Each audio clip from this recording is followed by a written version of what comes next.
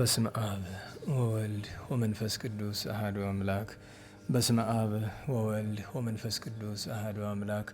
በስመ አብ ወወልድ ወመንፈስ ቅዱስ አሐዱ አምላክ አሜን።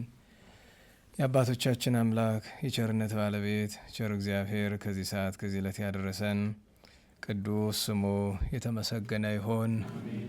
እንዴት ዋላችሁ? እንዴት ሰነበታችሁ? ቸርነቱ ምሕረቱ ይቅርታው በጎነቱ የባህሪ ገንዘብ የሆነ አምላካችን መድኃኒታችን ኢየሱስ ክርስቶስ ለአምላክነቱ እንደሚገባ ቅዱስ ስሙ የተመሰገነ ይሆን።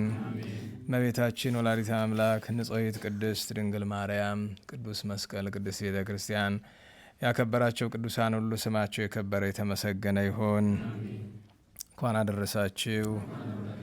ክርስቶስ ተንሥአ እሙታን አሰሮ ለሰይጣን ሰላም ኮነ። በይቅርታው በቸርነቱ ፍስሐ ሰላምን፣ ተድላ ደስታን፣ ፍቅር አንድነትን፣ ገነት መንግሥተ ሰማያትን የሰጠን የአባቶቻችን አምላክ ቸሩ እግዚአብሔር ቅዱስ ስሙ የተመሰገነ ይሁን። የተመሰገነ ይሁን። የቅዱስ ዮሐንስ ራእይ ምዕራፍ 2 ቁጥር 12 ለጴርጋሞን ቤተ ክርስቲያን አለቃ እንዲህ ብለህ ጻፍ። ሁለት አፍ የሆነ የተሳለ ሰይፍ ያለው እንዲህ ይላል፣ የሰይጣን ዙፋን ባለበት የምትኖርበትን አውቃለሁ፣ ስሜንም ትጠብቃለህ። ሰይጣን በሚኖርበት ቦታ የታመነው ምስክር አንቲጳስ በእናንተ ዘንድ በተገደለበት ዘመን እንኳ ሃይማኖቴን አልካድህም። ነገር ግን አንተን የምነቅፍበት ጥቂት ነገር አለ። የባላቅ መምህር የበለዓምን ትምህርት አጽንተው የያዙ ለጣዖት የታረደውን እንዲበሉና እንዲሰስኑ በእስራኤል ልጆች ፊት እንቅፋት የሚያኖሩ በዚያ ካንተ ጋር አሉና፣ እንዲሁም የኒቆላውያንን ትምህርት እንደኒ የሚከተሉ በአንተ ዘንድ አሉ። እንግዲህ ንስሐ ግባ፣ ያለዚያ ፈጥኜ እመጣብሃለሁ፣ ካፌ በሚወጣም ሰይፍ እወጋቸዋለሁ። መንፈስ ቅዱስ ለአብያተ ክርስቲያናት የሚናገረውን ጆሮ ያለው ይስማ። ድል ለነሳው ስውር መናን እሰጠዋለሁ፣ የብርሃን መጽሐፍንም እሰጠዋለሁ። በዚያም መጽሐፍ ውስጥም ከተቀበለው በቀር ማንም የሚያውቀው የሌለ አዲስ ስም ተጽፎበታል። ስለ ቅዱስ ቃሉ አምላካችን እግዚአብሔር ስሙ የተመሰገነ ይሁን። የተመሰገነ ይሁን። እንግዲህ ትንሽ ድምፁ ሊያስቸግር ይችላል። የተቻለንን ያክል ያለ ድምፅ ማጉያ ለመቀጠል እንሞክራለን። ከዚያ ድምፅ ማጉያው ያኛው ሲከፈት ግዳችን ስለሆነ ይህንን እንከፍተዋለን። እንግዲህ እንደሱ ይሻላል አይደል? አይሻልም? እንዴት ዋላችሁ? ሰማል አይደል? ይህንን የያዝኩት ለዚህኛው ሲባል ነው እንጂ አሁን ድምፅ ስላለው አይደለም። እንዲሁ ለሸክም ያክል እንሸከመው። አንዳንድ ጊዜ አንዳንዱ ነገር ሰዎች ለጨዋታ ብለው ይመስለኛል ዱባ ከመብላት መሸከም ያጠነክራል ይላሉ። አባባሉ ውሸት ነው። ምክንያቱም እኛ ሀገር ያሉ ምግቦችን መናቅ ልማድ አድርገነዋል እና በእውነቱ እንጂ አሁን ነገ ትናንት ጤፍን ስንንቅ ነበረ። ዛሬ ጤፍ ሳይንሱ ደርሼበታለሁ እንዲህ ይጠቅማል ተባለ። አሁን ጤፍ እንላለን።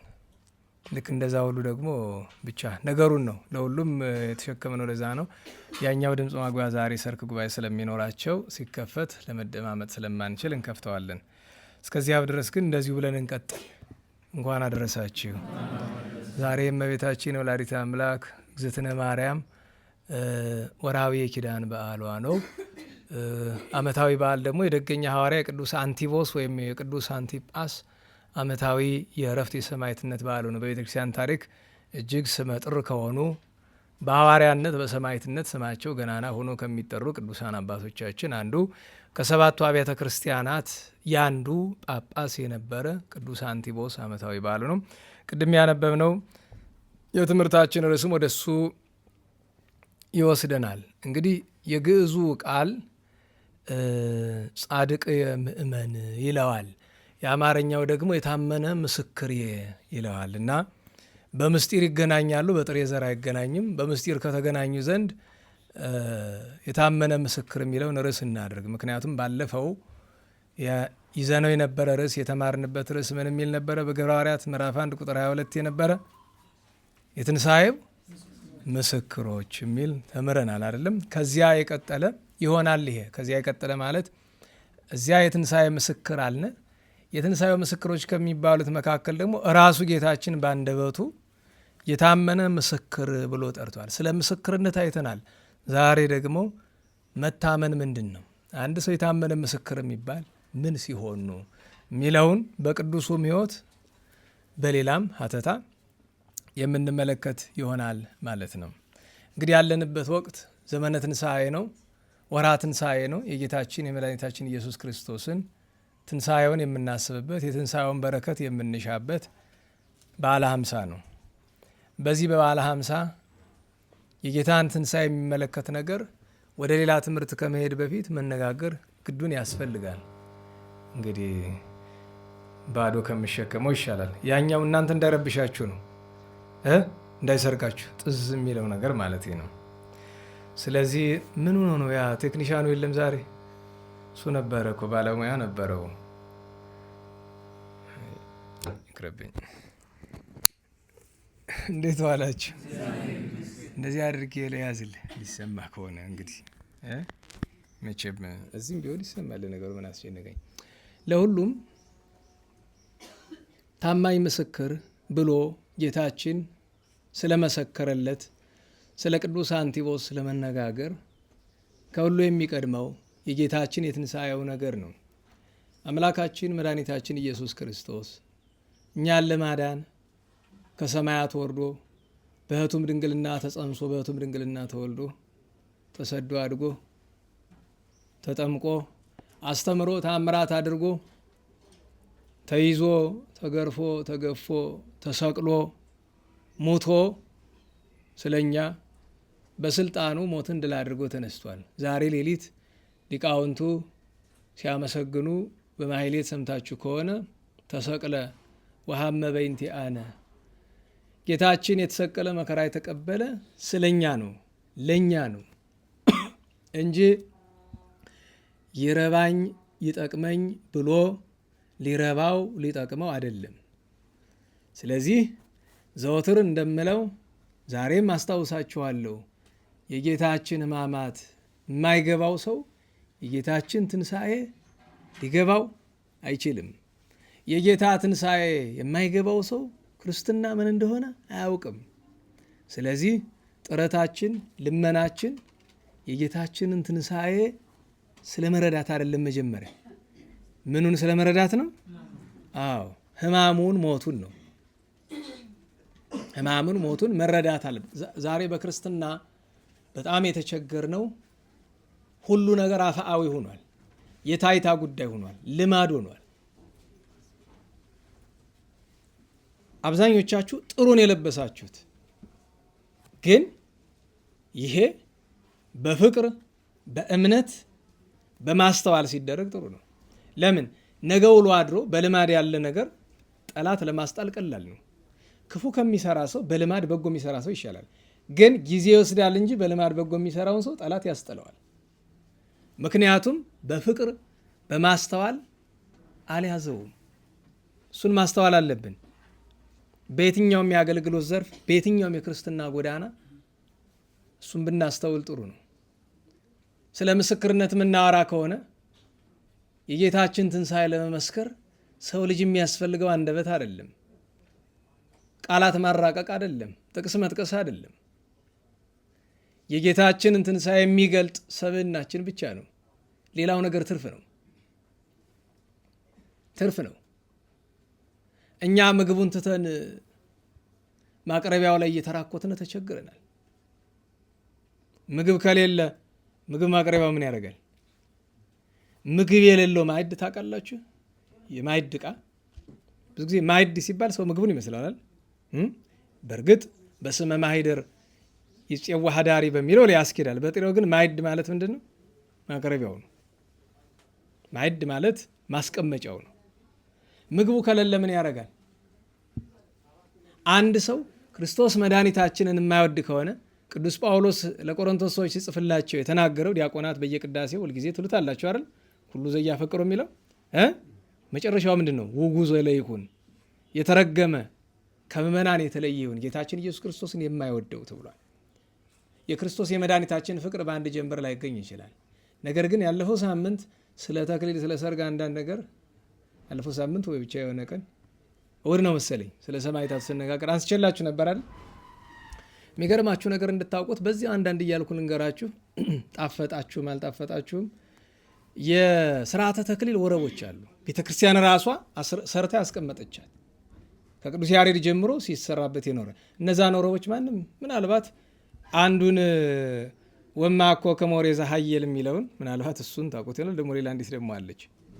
አልብኪ ነውር የተክሊል መዝሙር አይደለም። ደጋግሜ ነግሬያቸዋለሁ። አይደለም አልብኪ ነውር ወይ ምንትኒ በላይ ሌኪ ፀሐይም ሊባኖስ እህቴ መራት የሚለው የተክሊል አይደለም።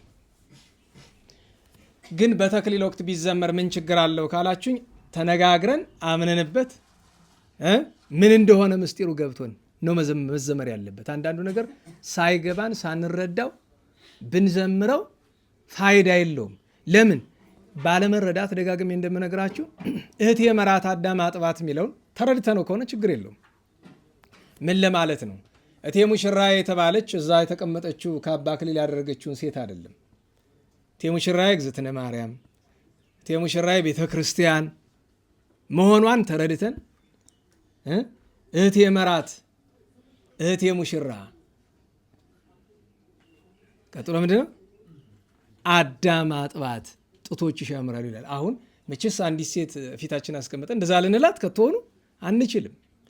ግን ምስጢሩን ፍለጋ ምስጢረ ተዋሂዶን ተመልክተን የባልና የሚስት ነገር ምስጢረ ተዋሂዶ ምሳሌነቱ የሚደረግበት ስለሆነ ለዚያ ተብሎ ሊዘመር ይችላል። ግን ሲዘመር አስቀድሞ እዚያ ላሉት መምህር ካለ አስረድቶ ይሄ እንዲህ ሲል እንዲህ ማለቱ ነው ብሎ አስረድቶ ነው። እንኳን ይቅርና እንዲህ ያለ ረቀቅ ያለ ምስጢር ያለው ነገር ምክንያቱም ታውቃላችሁ አይደለም? መኃልየ ሰሎሞንን ምስጢር ያላካተተ ጦር ያልጠፋለት እንዳይጸልየው እንኳ ተብሏል እኮ አይደል? ይሄን አታውቁም? ለምን ቢባል ጾር ያልጠፋለት የሴት የአካል ክፍል ሲናገር ሲሰማ ጭንቅላቱ ወዲያውኑ ምንድነው የሚስልበት? የሴት አካል ነው የሚስልበት። ቅዱስ ሰሎሞን ለምን እንደተናገረው ሳይረዳ ማለት ነው። ስለዚህ ተረድቶ ነው እያንዳንዷን እና የተክሊል ወረብ አለ እንድታውቁት። ይሄ በተክሊል ሰዓት በሰርግ ጊዜ የሚዘመሩ መንፈሳዊ የሚለውን በጥቅስ ውስጥ አድርጉልኝና መዝሙሮች በዓለሙ ዘፈን አለ አይደል? ይዘፈናል፣ ይጨፈራል አይደለም? እሱን ለመተካት የተደረገ ጥረት ነው። ለመተካት ሲደረግ ታዲያ ምንድን ነው 75% ከዓለሙ 25% ትንሽ ቀባብቶ መንፈሳዊ ለማድረግ ተሞክሮ ነው። ለምሳሌ ከዓለም ያየነው ነገር ሁሉ እንደሚያምረን ብዙ ጊዜ ሰርግ ላይ የተባረክ እንደ አብርሃም ሲባል ትሰማላችሁ አይደል? እንዴት ባላችሁ? እሱ ነገር ዘፈን ነው። ተባረክ እንደ አብርሃም ዘላለም የሚለው ቃሉ አይደለም። በነገራችሁ ላይ ቃሉ ለጆሮአችን ሲገባ መልካም መስሎ መታየቱ አይደለም ቁም ነገሩ። መሰረቱ ስጋዊ ነው። እንዲህ ተባረክ እንደ አብርሃም። ከዛ አይታችሁ ከሆነ በስሎ ሞሽን ሰርግ ላይ በዓለሙ ይደረጋል እንደዚህ ምናምን ተያይዘው ይሄ ምናምን እጃቸውን አጠላልፈው የሚደረግ ነገር አለ እንደዚህ እንደዚህ እያሉ ያችን ወደኛ ቤተክርስቲያን ይዘዋት መጡና በቀደምም ሰው ቀርጾ የእናንተ መካከል አንድ ካየሁት ተቀርጾ ያየሁት አንዱ ጉድ እሱ ነው። ሙሽራዬ አበባዬ ተብሎ ምን ማለት ነው? መጀመሪያ ሙሽራዬ አበባዬ በነገራችሁ ላይ የተክሊሉ ቀን ሙሽራ ጦጣ ነው። እውነቴን ነው። ምክንያቱም መብት የሌለው ምናምን እንደዛ ራሱን ማስከበር የማይችል ኧረ ተው የስተት ነው የሚል አይገጥማችሁም። የፈለገ ቢሆን ያን ያደረገ አንዳንድ ሰው ላይጠፋ ይችላል። ግን እንደዛ ለማድረግ ያው ትንሽ ኃይለኝነት ይፈልጋል። እና ሰዎች ምንድነው ነገሩ ምንድነው አለ። በነገራችሁ ላይ ግራ የሚገባኝ ነገር አንዳንድ ነገሮች ስተት ትክክል ከመሆናቸው በፊት ምንድነው የሚደረጉበት ዓላማ የማልገኝበት ምክንያት እንዲገባችሁ በዛው ልንገራችሁ። ማናችሁም ተክሊል ስትጠሩኝ የማልመጣበት ምክንያት እሱ ነው። የሚገርማችሁ ነገር አንድ ወዳጅ ነበረኝ ቅን በጣም እዚህ በፊት ነግሬያችሁ ይሆናል። ለመንን ብሎ በጣም ያስቸግር ነበር። የሚገርማችሁ ነገር ሴት ራቁቷን ከፊቱ ብታቆሙ ምንም ስሜት የለውም። ግን ስሜት ስለሌለው አይደለም ጠላት ነው እንደዛ ያደረገው። እንደ ንጹህ እንድታስቡ ምንም ስሜት ምንም ነገር እንደሌላችሁ ያስመስላል ጠላት። ለምን የሆነች መስመር ላይ እስክትደርስ ወደ ኋላ መመለሻ የሌለባት እና አመንኩሶ ሊደፋው እንደሆነ ገብቶኛል። ኋላ እምቢ ሲል በልሽ እንግዲህ አንድ ነገር እንስማማ ሄድና አንድ ገዳም ክረምት አስተማሪ አስኳል አስተማሪ ነው የነበርና ክረምት ሱባኤ ያዝ። ሱባኤ ስትይዝ ግን ስርዓት አለች። እችን ታደርጋለህ። የመነኮሳትን ስርዓት ትይዛለህ። እችን ክረምት በጤና ከዘለካት እንስማማ፣ ትመነኩሳለህ፣ ችግር የለም። ሄደ መስከረም አጋማሽ አካባቢ ትምህርት ሲከፈት መጥቶ ከሰላምታ ቀጥሎ የመጀመሪያ አማርኛ ምንድን ነው? ሚስት ፈልግልኝ። የሚገርማችሁ እንኳን ሴት አልኳችሁ፣ ሴት እንስሳ በዙሪያ ለማለፍ ተጨነቅኳለኝ። ገዳም ውስጥ ሴት እንስሳ የማይገባበትን ከሴት ገዳም ወንድ እንስሳ፣ ከወንድ ገዳም ሴት እንስሳ፣ እስከዚህ ድረስ አባቶቻችን ጥንቃቄ የሚያደርጉበት ምክንያት እንዲገባችሁ በዛ ሁሉ ተፈተንኳለኝ። እና የሱ ተክሊል ጊዜ እባክህ ተገኘ። አይሆንም፣ አትድከም፣ አንተ የሚያስፈልገውን ነገር ዝርዝር ስጠኝ፣ ቤተ ክርስቲያን የምትለውን ነገር በዚያ ልክ ሂድ፣ ችግር የለውም። ችግር ከሱ ከሆነ አለ ምን ጨነቀኝ፣ እንደሱማ ከሆነ እያንዳንዷ ነገር ከሌሊት ጀምራ ሁሏ ነገር ቅዳሴ እስከምታልቅ ድረስ ጥሩ ሄደች። ተመልሰን ወደ ቤታቸው ስንሄድ የዛሬ 10 ምናምን ዓመት ይሆናል። ልብሴን ሳብ አደረገ። ምን ነው አልኩት። አይ ከዚህ በኋላ እኔ የማልቆጣጠረው ሰዓት ነው፣ ሂድ ወጥተህ ብሎ አለኝ። ተባረክ። ውልቅ ብዬ ሄድኩኝ። ምን እንዳደረጉ አላየሁም፣ ግን እግዚአብሔር ይስጠው ጎበዝ ነው። ከዚያ በኋላ እንግዲህ ቤተ ዘመዱ መጣ፣ ሌላውም መጣ። እዚህ በኋላ መቆጣጠር አልችልም እኔ ሂድ አለ። ወጥቼ ሄድኩኝ። እና አንዳንዴ ምንድን ነው ዓላማው ግራ ግብትን የሚለኝ ክርስትና ምንድን ነው ዓላማው? እስኪ ያዙ ይህን ጥያቄ ለራሳችሁ። ክርስትና ምንድን ነው ዓላማው? ስጋ ወደሙ ምንድን ነው ዓላማው? ንገሩኝ እስቲ። ተክሊል ምንድን ነው ዓላማው? ጋብቻ ምንድን ነው ዓላማው? እንዲሁ አባቶቻችን እናቶቻችን በገጠርም አንዳንድ በከተማ ስላልተማሩ ነው ስላላወቁ ነው እንበል። በስመ ሰንበት ተማሪ፣ በስመ ማህበር፣ በስመ ተምሯል የሚደረገው ነገር እኔ ያስገርመኛል። በነገራችሁ ላይ አንዳንድ ጊዜ ከአንዳንዱ የተክሊል ስፍራ እኮ በዓለም በየሆቴሉ የሚደረገው ጋብቻ እኮ ያስንቃል። ለምን? እነዚያ ለይቶላቸው ነው። ጣዖቱን ወደ ቤተ መቅደስ ከማምጣት እዚያው ያሉት ጣዖቱ ቤት ያሉት እኮ ሳይሻሉ አይቀሩም። እና እኔ ክርስትና ዓላማ ነው ካልነ እያንዳንዱ ነገር ያለ ዓላማ አይደረግም። ካፋችን የሚወጣው ቃል ምንድን ነው ትርጉሙ? የክብሯ መግለጫ የድንግልና ተብሎ የሚዘምር ነገር አላል? ምን ማለት ነው? ምን ማለት ነው? የክብሯ መግለጫ የድንግልና ተዘምሮ የለ እንደዛ? እስኪ አስረዱኝ። ምን ልትሉ ፈልጋችሁ ነው? ከዛ ደግሞ እመቤታችንን ነይ ተገኝ ምናምን የሚል መዝሙር ምንድን ነው የሚል የሆነ ነገር ነይ ምናምን ቃና ምናምን እያለ የሚያነሳ የሚገርማችሁ አልኳችሁ እመቤታችን እንደኛ አይደለችም። ግን ቢሆንም አልኳችሁ እንዲሁ ልክ አንድን እንግዳ ቤታችሁ ሲመጣ ገፍትሮ መጣላል አይደለም? እንግዳ ሲመጣ ብትመጣ እንኳ የዚያን አክል የምትገፈትሩበት አንድ መዝሙር በትምህርተ ጥቅስ እሱ አንድ ቅጥ ያለው የተክሊል መዝሙር አላቅም። ብዙዎቹን ሰምቻቸዋለሁ። እዛ አገልግሎት ልጆችን ሳስተምር ሲያጠኑ ጧት ማታ ስለምሰማቸው ድሮ ሰንበት ትምህርት ቤት ሳስተምር እንደዛ ነው። እና ምን ለማለት ነው? እንደው በሞት ይባካችሁ አውቃለሁ የመጣንበት ጎዳና ቀላል አይደለም። ኢትዮጵያ ውስጥ ክርስትና ብዙ ተፈትኗል። ኢትዮጵያ ውስጥ ስርዓተ ቤተ ክርስቲያን ብዙ ተፈትኗል። ዛሬ ደግሞ በአደባባይ በአዋጅ ሆን ተብሎ ስርዓተ ቤተ ክርስቲያን የሚጣስበት ጊዜ ላይ ደርሰናል። ግን ነፍሱን የሚወድ ሰው ካለ ክርስቶስ መድኃኒታችን የሚወድ ሰው ካለ ምንም ነገር ልታደርጉ ስትሉ እንኳን ክርስቶስ እግዚአብሔርን ያክል ባልንጀራን የምትወድ ከሆነ የምታደርግ የሚጠላውን ነው የሚወደው ነው? ንገሩኝ። የሚፈልገውን ነው የማይፈልገውን? ይሄ እኮ ያስፈልጋል። እንኳን ለእግዚአብሔር ክርስቶስ፣ እንኳን ለእግዝእትነ ማርያም፣ እንኳን ለቅዱሳን፣ እንኳን ለቤተ ክርስቲያን፣ እንኳን ለቁርባን፣ እንኳን ለተክሊል ለተራ ባልንጀራ ፈቃዱ ይጠየቃል። እንዲህ ያለ ነገር ትወዳለሁ ይባላል፣ ትፈልጋለሁ ይባላል። ደስ አይልም።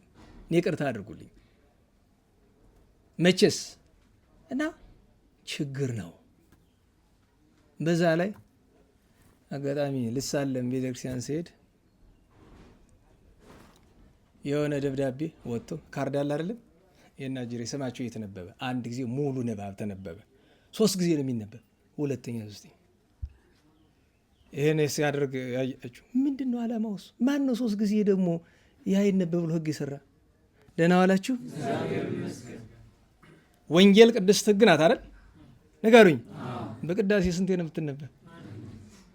ማን ያን 3 ጊዜ ይነበብ ብሎ ሕግ ያወጣለት ነው? ሰዓት መግደያ ነው ቃል እግዚአብሔር እንዳይነገር። ከየት የመጣ ሕግ ነው እሱስ? እና በእውነቱ ለምን መሰላችሁ እኔ በአንዳንድ ነገሮች አስተያየት መስጠት እየተውኩኝ ነው።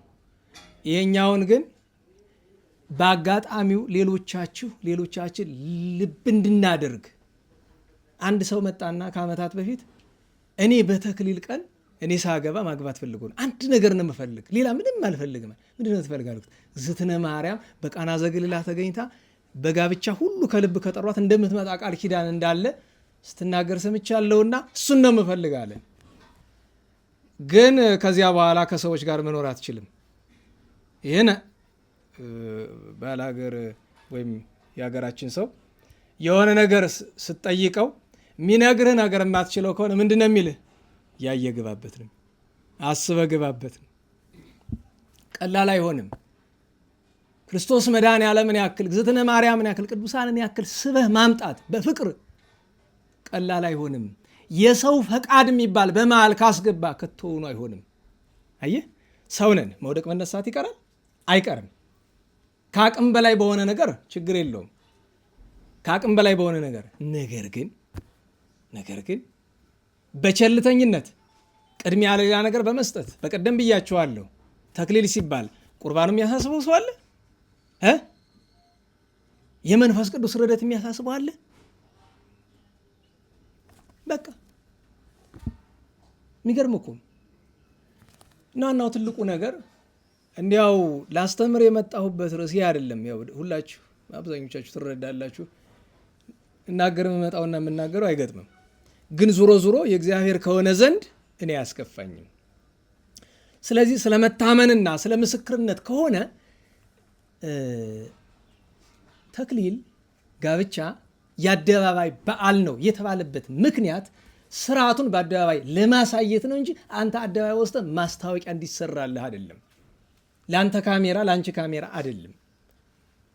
የአደባባይ በዓል ነው የተባለ ታግሎ ታግሶ ድንግልናውን ጠብቆ ድንግልናን ጠበቃ እስከዚያ ድረስ ከደረሰ በሰማይ እንዲህ ያለ ዋጋ ይጠብቅሃል። በጎ ከሰራ ቅድስና ከተገኘብህ ክርስቶስ መድኃኒታችን ከወደድክ በሚገባው ካመለክ ሰማያዊ አክሊል ይጠብቅሃል ብሎ ያንን ምሳሌነት ለመንገር ነው እንጂ ይሄ ሁሉ ጋጋታና ጫጫታ እኮ ስለሚያስፈልግ አይደለም። ገብቷችኋል? ዓላማው እንዴት ዋላችሁ? ተክሊል ውስጥ ወይም ጋብቻ ውስጥ ትልቁ ቁም ነገር ቁርባን ነው አይደለም? ተዋሂዶን የሚፈጽምላቸው እሱ ነው። ተክሊል በረከት ነው፣ የዕለት በረከት ነው። በረከተ ተክሊል የሚባለው ስሙ ራሱ ምንድን ነው የሚባለው? በረከተ ተክሊል። በረከተ ተክሊል ማለት ድንግልናቸውን ጠብቀው ስለቆዩ የሚደረግላቸው የሚሰጣቸው በረከት፣ ምርቃትና ጊዜያዊ ሽልማት ነው። አክሊሉ፣ ካባው፣ ቀለበቱ፣ ሌላውም ነገር ምስጢር አለው፣ ግን ደግሞ የሽልማቱ አካል ነው እንጂ ዓላማው ሰው ሰብስቦ እኮ ሆሆ ሲሉ መዋል አይደለም። የሚገርማቸው እዚህ እናንተ አባል የነበረ እዚህ ሲያገለግል የነበረ አሁን ወደ ምስራቁ ዓለም የሄደ እና አንድ ቀን መጥቶ ይቅርታ አለ። ምን ነው አልኩት። እንዲያው ተክሊል አልጠራውህም ዞር ብዬ አድርሼ ነው የመጣሁኝ። ኧረ እኔ በሕይወቴ እንዳንተ በጎ ያደረግ አላውቅም። ደግን ያደረግ ሆታ የለው ምን የለው እቃ የምታደርስበት አደረስክ፣ በቃ መጣ። እሱ እኮ ነው የሚሻላል። በእርግጥ አንድ ስርዓት ልንገራችሁ። ክህነት ያላችሁ ማግባት ከፈለጋችሁ፣ ካልፈለጋችሁ ችግር የለውም። ከፈለጋችሁ ግን ታውቃላችሁ አይደል ሕገ ቤተ ክርስቲያን ሲሆን ለጳጳስ ለክፍሉ ላለው ለሀገረ ስብከቱ ኤጲስቆጶስ ቢቀር ደግሞ በአካባቢያችሁ ላለ ለትልቁ ካህን ቢያንስ ለነፍስ አባት ሳያሳውቅ ጋብቻውን የፈጸመ ዲያቆን ክህነቱ ይያዛል። እንድታውቁት ቢቀር የመጨረሻ አማራጭ የነፍስ አባታችሁ ሳያውቅ መዳር አትችሉም፣ ወይም ጋብቻ ተክሊል መፈጸም አትችሉም እምላችሁ አንተስ እንዳትሉኝ አልፍ ያለው ብዬ ነው። ገና የሆናችሁትን ነው ማስጠንቀቂያ የምሰጣችሁ። ማሳወቃል ቢቻል ለጳጳሱ ማሳወቅ ይገባል፣ ለኤጲስቆጶሱ። ካልሆነ ግን ቢያንስ እነዚያ ደግሞ የወላችሁ ጋብቻ ሲደረግ እንደዚህ ይደረጋል። ለምሳሌ ማንን ምሳሌ ላድርግ? አንተን ለምሳሌ ደርደር እያለ ስለሆነ እና እገሌ ዲያቆን እገሌ ሊያገባ ፈልጓል፣ የሚጋባ ከገሊት ጋር ነው እና እንዳይሆን የሚከለክል የምታውቁት ዝምድና ወይ ነውር አለ ወይ ተብሎ በአደባባይ እሁድ ቀን ይነገራል። ይህ ስርዓት ነው። ካለ ይቀበላል፣ ይመረምራል። ዝም ካሉት በሚቀጥለው እሁድ እንደገና ደግሞ ያንኑ ይደግማል። 3 እሁድ እየወጣ ገሌና ገሌ ሊጋቡ ነው። የምታውቁት ከነውር ወገን ወይ ከተዘምዶ ስጋዊ መንፈሳዊ ተዘምዶ ካላቸው ንገሩን ይባላል። እንደዚህ ተደርጎ ነው ኋላ ጋብቻ የሚፈጸም። ዛሬ ተክሊል ነገር አበዛሁኝ አይደል? ነና ዋላችሁ። እንግዲህ ሰሞኑን አግብታችሁ የመጣችሁ ቅር እንዳይላችሁ ቢላችሁም አይጨንቀኝም፣ ግን ትኩረቱት እናንተ ላይ እንዳይመስላችሁ። ምክንያት ነው ምንጊዜም ትምህርት የሚፈልግ ለሆነ ነገር ለመናገር ምክንያት ነው የሚፈልግ። የተሰበሰበው ነገር አንድ ቀን መጥቶ ይደፋል፣ ይነገራል እና እንደዛ እንዳታስቡት እየ ነው። ስለ ትኩረቱ ቀጥታ እናንተ ጋር አይደለም። ለምን ቢባል ተነጋግረናል። ስለተነጋገርን እናንተ ጋር በግል ቅሬታ የለኝም። ግን ከእናንተ ቁጥጥር ውጭ ሆኖ የሆኑ ነገሮች አሉ። እንኳን መንፈስ ቅዱስን ደህና ሰው እንኳ የማያስደስቱ ነገሮች ይኖሩ ይሆናል። ግን እሱ ከቁጥጥር ውጭ ነው። ቅድም ነግሬያቸው ያለ በቃ በሰርጉ ቀን ሙሽራ እንደ ጦጣ ነው የሚታይ። ምንም መብት እንደሌለው እንደዚህ ያደርገ የሚባል እባክህ ዞር በል ነው የሚባል። አርፈህ ተቀመጥ ደግሞ ቁጭ በል ነው የሚባል። እንደዛ ነው የሚሉ ያው ደህና ኃይለኛ ሙሽራ ካልሆነ በቀር ማለት ነው። እና እግዚአብሔር መድኃኒዓለም በነገራችሁ ላይ የባለፈውን ትምህርት ምርቃቱን እዚያው ተቀረጸ አገኛችሁ መስማት ነው እንጂ ድጋሚ አናነሳም። በደንብ ጠበቅ ያለ ምርቃት መርቀናል አይደለም? አዎ ያንኑ እንግዲህ በሁሉም ላይ ይደር፣ በሁላችንም ላይ። እሺ ጌታችን መድኃኒታችን ኢየሱስ ክርስቶስ ሕማሙን ሞቱን እናስብ ማለት የክርስትና ዓላማ እሱ ነው። እሱ ከገባን ዘንድ ቀጥሎ የሚመጣ እያንዳንዷን ነገር በተግባር መኖር ነው። ጌታችን 12 ሐዋርያትን ወደ ዓለም ሲያሰማራ አንዱ ዮሐንስ ወንጌላዊ ነው። እጣ ሲጣጣሉ ታናሽ እስያ ደረሰችው። ዛሬ ቱርክ የሚባለው ውስጥ ያለ ነው። ታናሽ እስያ ወይም እነሱ ማይነር ኤዥያ የሚሏት እዚያ ስፍራ ላይ በስብከተ ወንጌል ካሳመናቸው ሰዎች መካከል አንደኛው አንቲጳስ ወይም አንቲቦስ ነው። ደግ ሰው፣ ድንግል ሰው፣ መልካም ሰው። የት ነው የተገኘ? ጴርጋሞን ወይም በአርማ የሚባል ቦታ ላይ ማለት ነው። አስተምሮ አሳምኖ አጥምቆ ደቀ መዝሙር አደረገው። ከዚያ ጌታ ባረገ ከ30 ዘመን በኋላ ከሰባቷ ቤተ ክርስቲያናት በአንዱ በጴርጋሞን ወይም በበአርማ ኤጲስቆጶስነት ሾመው። ከ20 ዓመት ያላነሰ በረኝነት ኖሯል። ልብ በሉ፣ የምናወራው ስለታመነ ምስክርነት ነው። ደህና ዋላችሁ። የታመነ ምስክሬ ብሎ ደግሞ ጻድቅ የምእመን ብሎ የሚናገርለት ደግሞ ፍጡር አይደለም። ፍጡር ነው እንኳን ንግግራቸው ቅዱስ የሆነ አባቶች አሉን፣ ሐዋርያት አሉን፣ ሊቃውንት አሉን፣ ነቢያት አሉን። ግን ደግሞ ለየት የሚል ለምሳሌ ወንጌል ለየት ያለች ግምት ሆኖ ቀጥታ ከማናፍ ስለሆነች ነው ከጌታችን አንደበት በቅዱሳኑ ማድረኩ የሚያስተምረው እሱ ነው። ግን ደግሞ ለየት ይልብናል። ወንጌል ከፍ ትላለች። የታመነ ምስክር ብሎ ያለ ፍጡር አይደለም፣ ፈጣሪ ነው ጌታችን ራሱ። ቅዱስ አንቲቦስ በ80ዎቹ ዓመተ ምህረት ማለትም ከክርስቶስ መድኃኒታችን እርገት ከ50 ዓመት በኋላ በሳት ተቃጥሎ ከሞተ በኋላ ለተሾመው ጳጳስ ሲዘልፈው ወቀሳ ሲነግረው ነው የታመነ ምስክር ያለው። ለ20 ዓመትና እንደዚያ ያክል ዘመናት በኔሮን ዘመን፣ በጥጦስ በአስባሲያኖስ ዘመን ያሳለፈው መከራ ቀላል አይደለም። አንዲቱን ብቻ ልንገራችሁ። በዚያ ወራት ንጉሱ ኔሮን ነው። ኔሮን ማለት ታውቃላችሁ፣ በዓለም ታሪክ ከነበሩ ነገስታት ሁሉ ወፈፌ ነው፣ እብድ ነው። ክርስቲያኖችን ለመግደል የሮም የገዛ ከተማውን የሚያቃጥል ነው። እና ከተማ የተቃጠለች በማን ምክንያት ነው አለ? በክርስቲያኖች ነው ብሎ በአዋጅ እሱ ብቻ ለመግደል አይደለም፣ ሌሎች በክርስቲያኖች ላይ እንዲዘምቱባቸው ማለት ነው። የዓለም ብርሃን ቅዱስ ጳውሎስን የገደለው ማን ነው? ኔሮን ነው። የሐዋርያት አለቃ ቅዱስ ጴጥሮስን የገደለው ማን ነው? ኔሮን ነው። እና ጤና የሌለው ከሃዲ ብቻ አይደለም፣ ኢአማኒ ብቻ አይደለም፣ ጣዖት አምላኪ ብቻ አይደለም፣ አረመኔ ብቻ አይደለም፣ አይምሮ የሌለው ነው። ማገናዘብ የማይችል ነው ኔሮን ማለት። በዚያ ጊዜ ጴርጋሞን ውስጥ ክርስትናን መስበክ የማይታመን ነገር ነው። ለምን ቢባል ለእያንዳንዱ የጣዖት ካህን መብት ተሰጥቷል። ምን የማድረግ? ለጣዖት የማይሰግደውን በሙሉ የመግደል ስልጣን ተሰጥቷቸዋል። ብዙ ጊዜ ምንድን ነው የሚደረግ? ከሰው ወስደው በንጉሱ በመኮንን ፊት ማስገደል አይደለም። ለእነሱ ግን ራሳቸው እንዲገሉ ስልጣን ተሰጥቷቸዋል። በዚያ ጊዜ ይሄ ቅዱስ አንድ ክርስቶስ መድኃኒታችን ስለመውደድ በጾም በጸሎት ተወስኖ ይኖር ነበረ።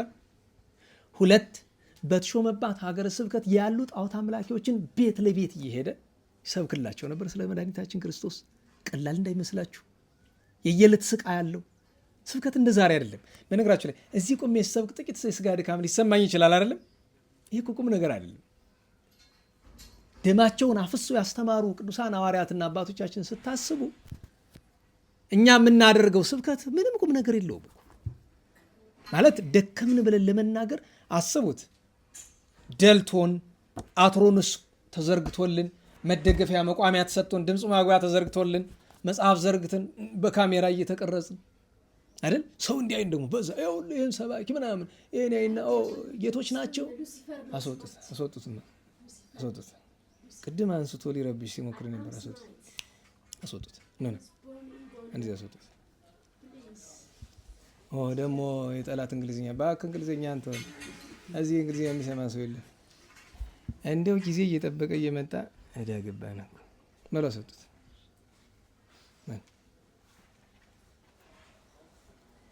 አግዙ እንጂ እናንተ ምንድን ነው ፈርታችሁ ነው? ሰው ናት እኮ እህታችሁ ናት። ያኛው ያደረው ጠላት አይደዋዛችሁ እናንተ ምንም አይላችሁ። ወደ አይደለም ይኸውላችሁ እንዴት ዋላችሁ። እህታችን መድኃኔዓለም ምሕረቱን ይላክላት። ግን ምንጊዜም ቢሆን ጠላት እንዲናገር አትፍቀዱ። ታስታውሱ የለ ፍልሰታ ሲለፈል ምናምን በቃ እሷን ለማለት ነው። አሁንም ድጋሚ ሌላው ገና አፉን እና ጉባኤ ከተጀመረ ጀምሮ ይስቃል። ምን ይላል? አይ አላተኩርም ብዬ ነው አፉን እስኪ ከፍት ድረስ ማለት ነው። ይኸው አፉን ከፈት። እንዴት ዋላችሁ። ልባችሁ አይሰረቅ፣ ልባችሁ አይሰረቅ። ለእሱ አሁንም ቸሮ መድኃኔዓለም እንዲያው ይህን ጠላት ገስጾ ምሕረቱን ይላክላት። መቼም ሰው ደካማ ነው። እስመ አንተ ተአምር ድካሞ ለሰብ፣ አንተ የሰውን ደካማነቱን ታውቃልና። ኦሄር ወመፍቀር የጓለ እመሕያው፣ ቸር አምላክ ሰውን የምትወድ ብለው አባቶቻችን የጸለዩ ጸሎት በቅዳሴ ይጸለያል አይደል? ሰው ወዳጅ ነው። የእኛን ኃጢአት ሳይመለከት እሱ በቸርነቱ ምሕረቱን ይላክልን። ምን ላይ ነበርነ?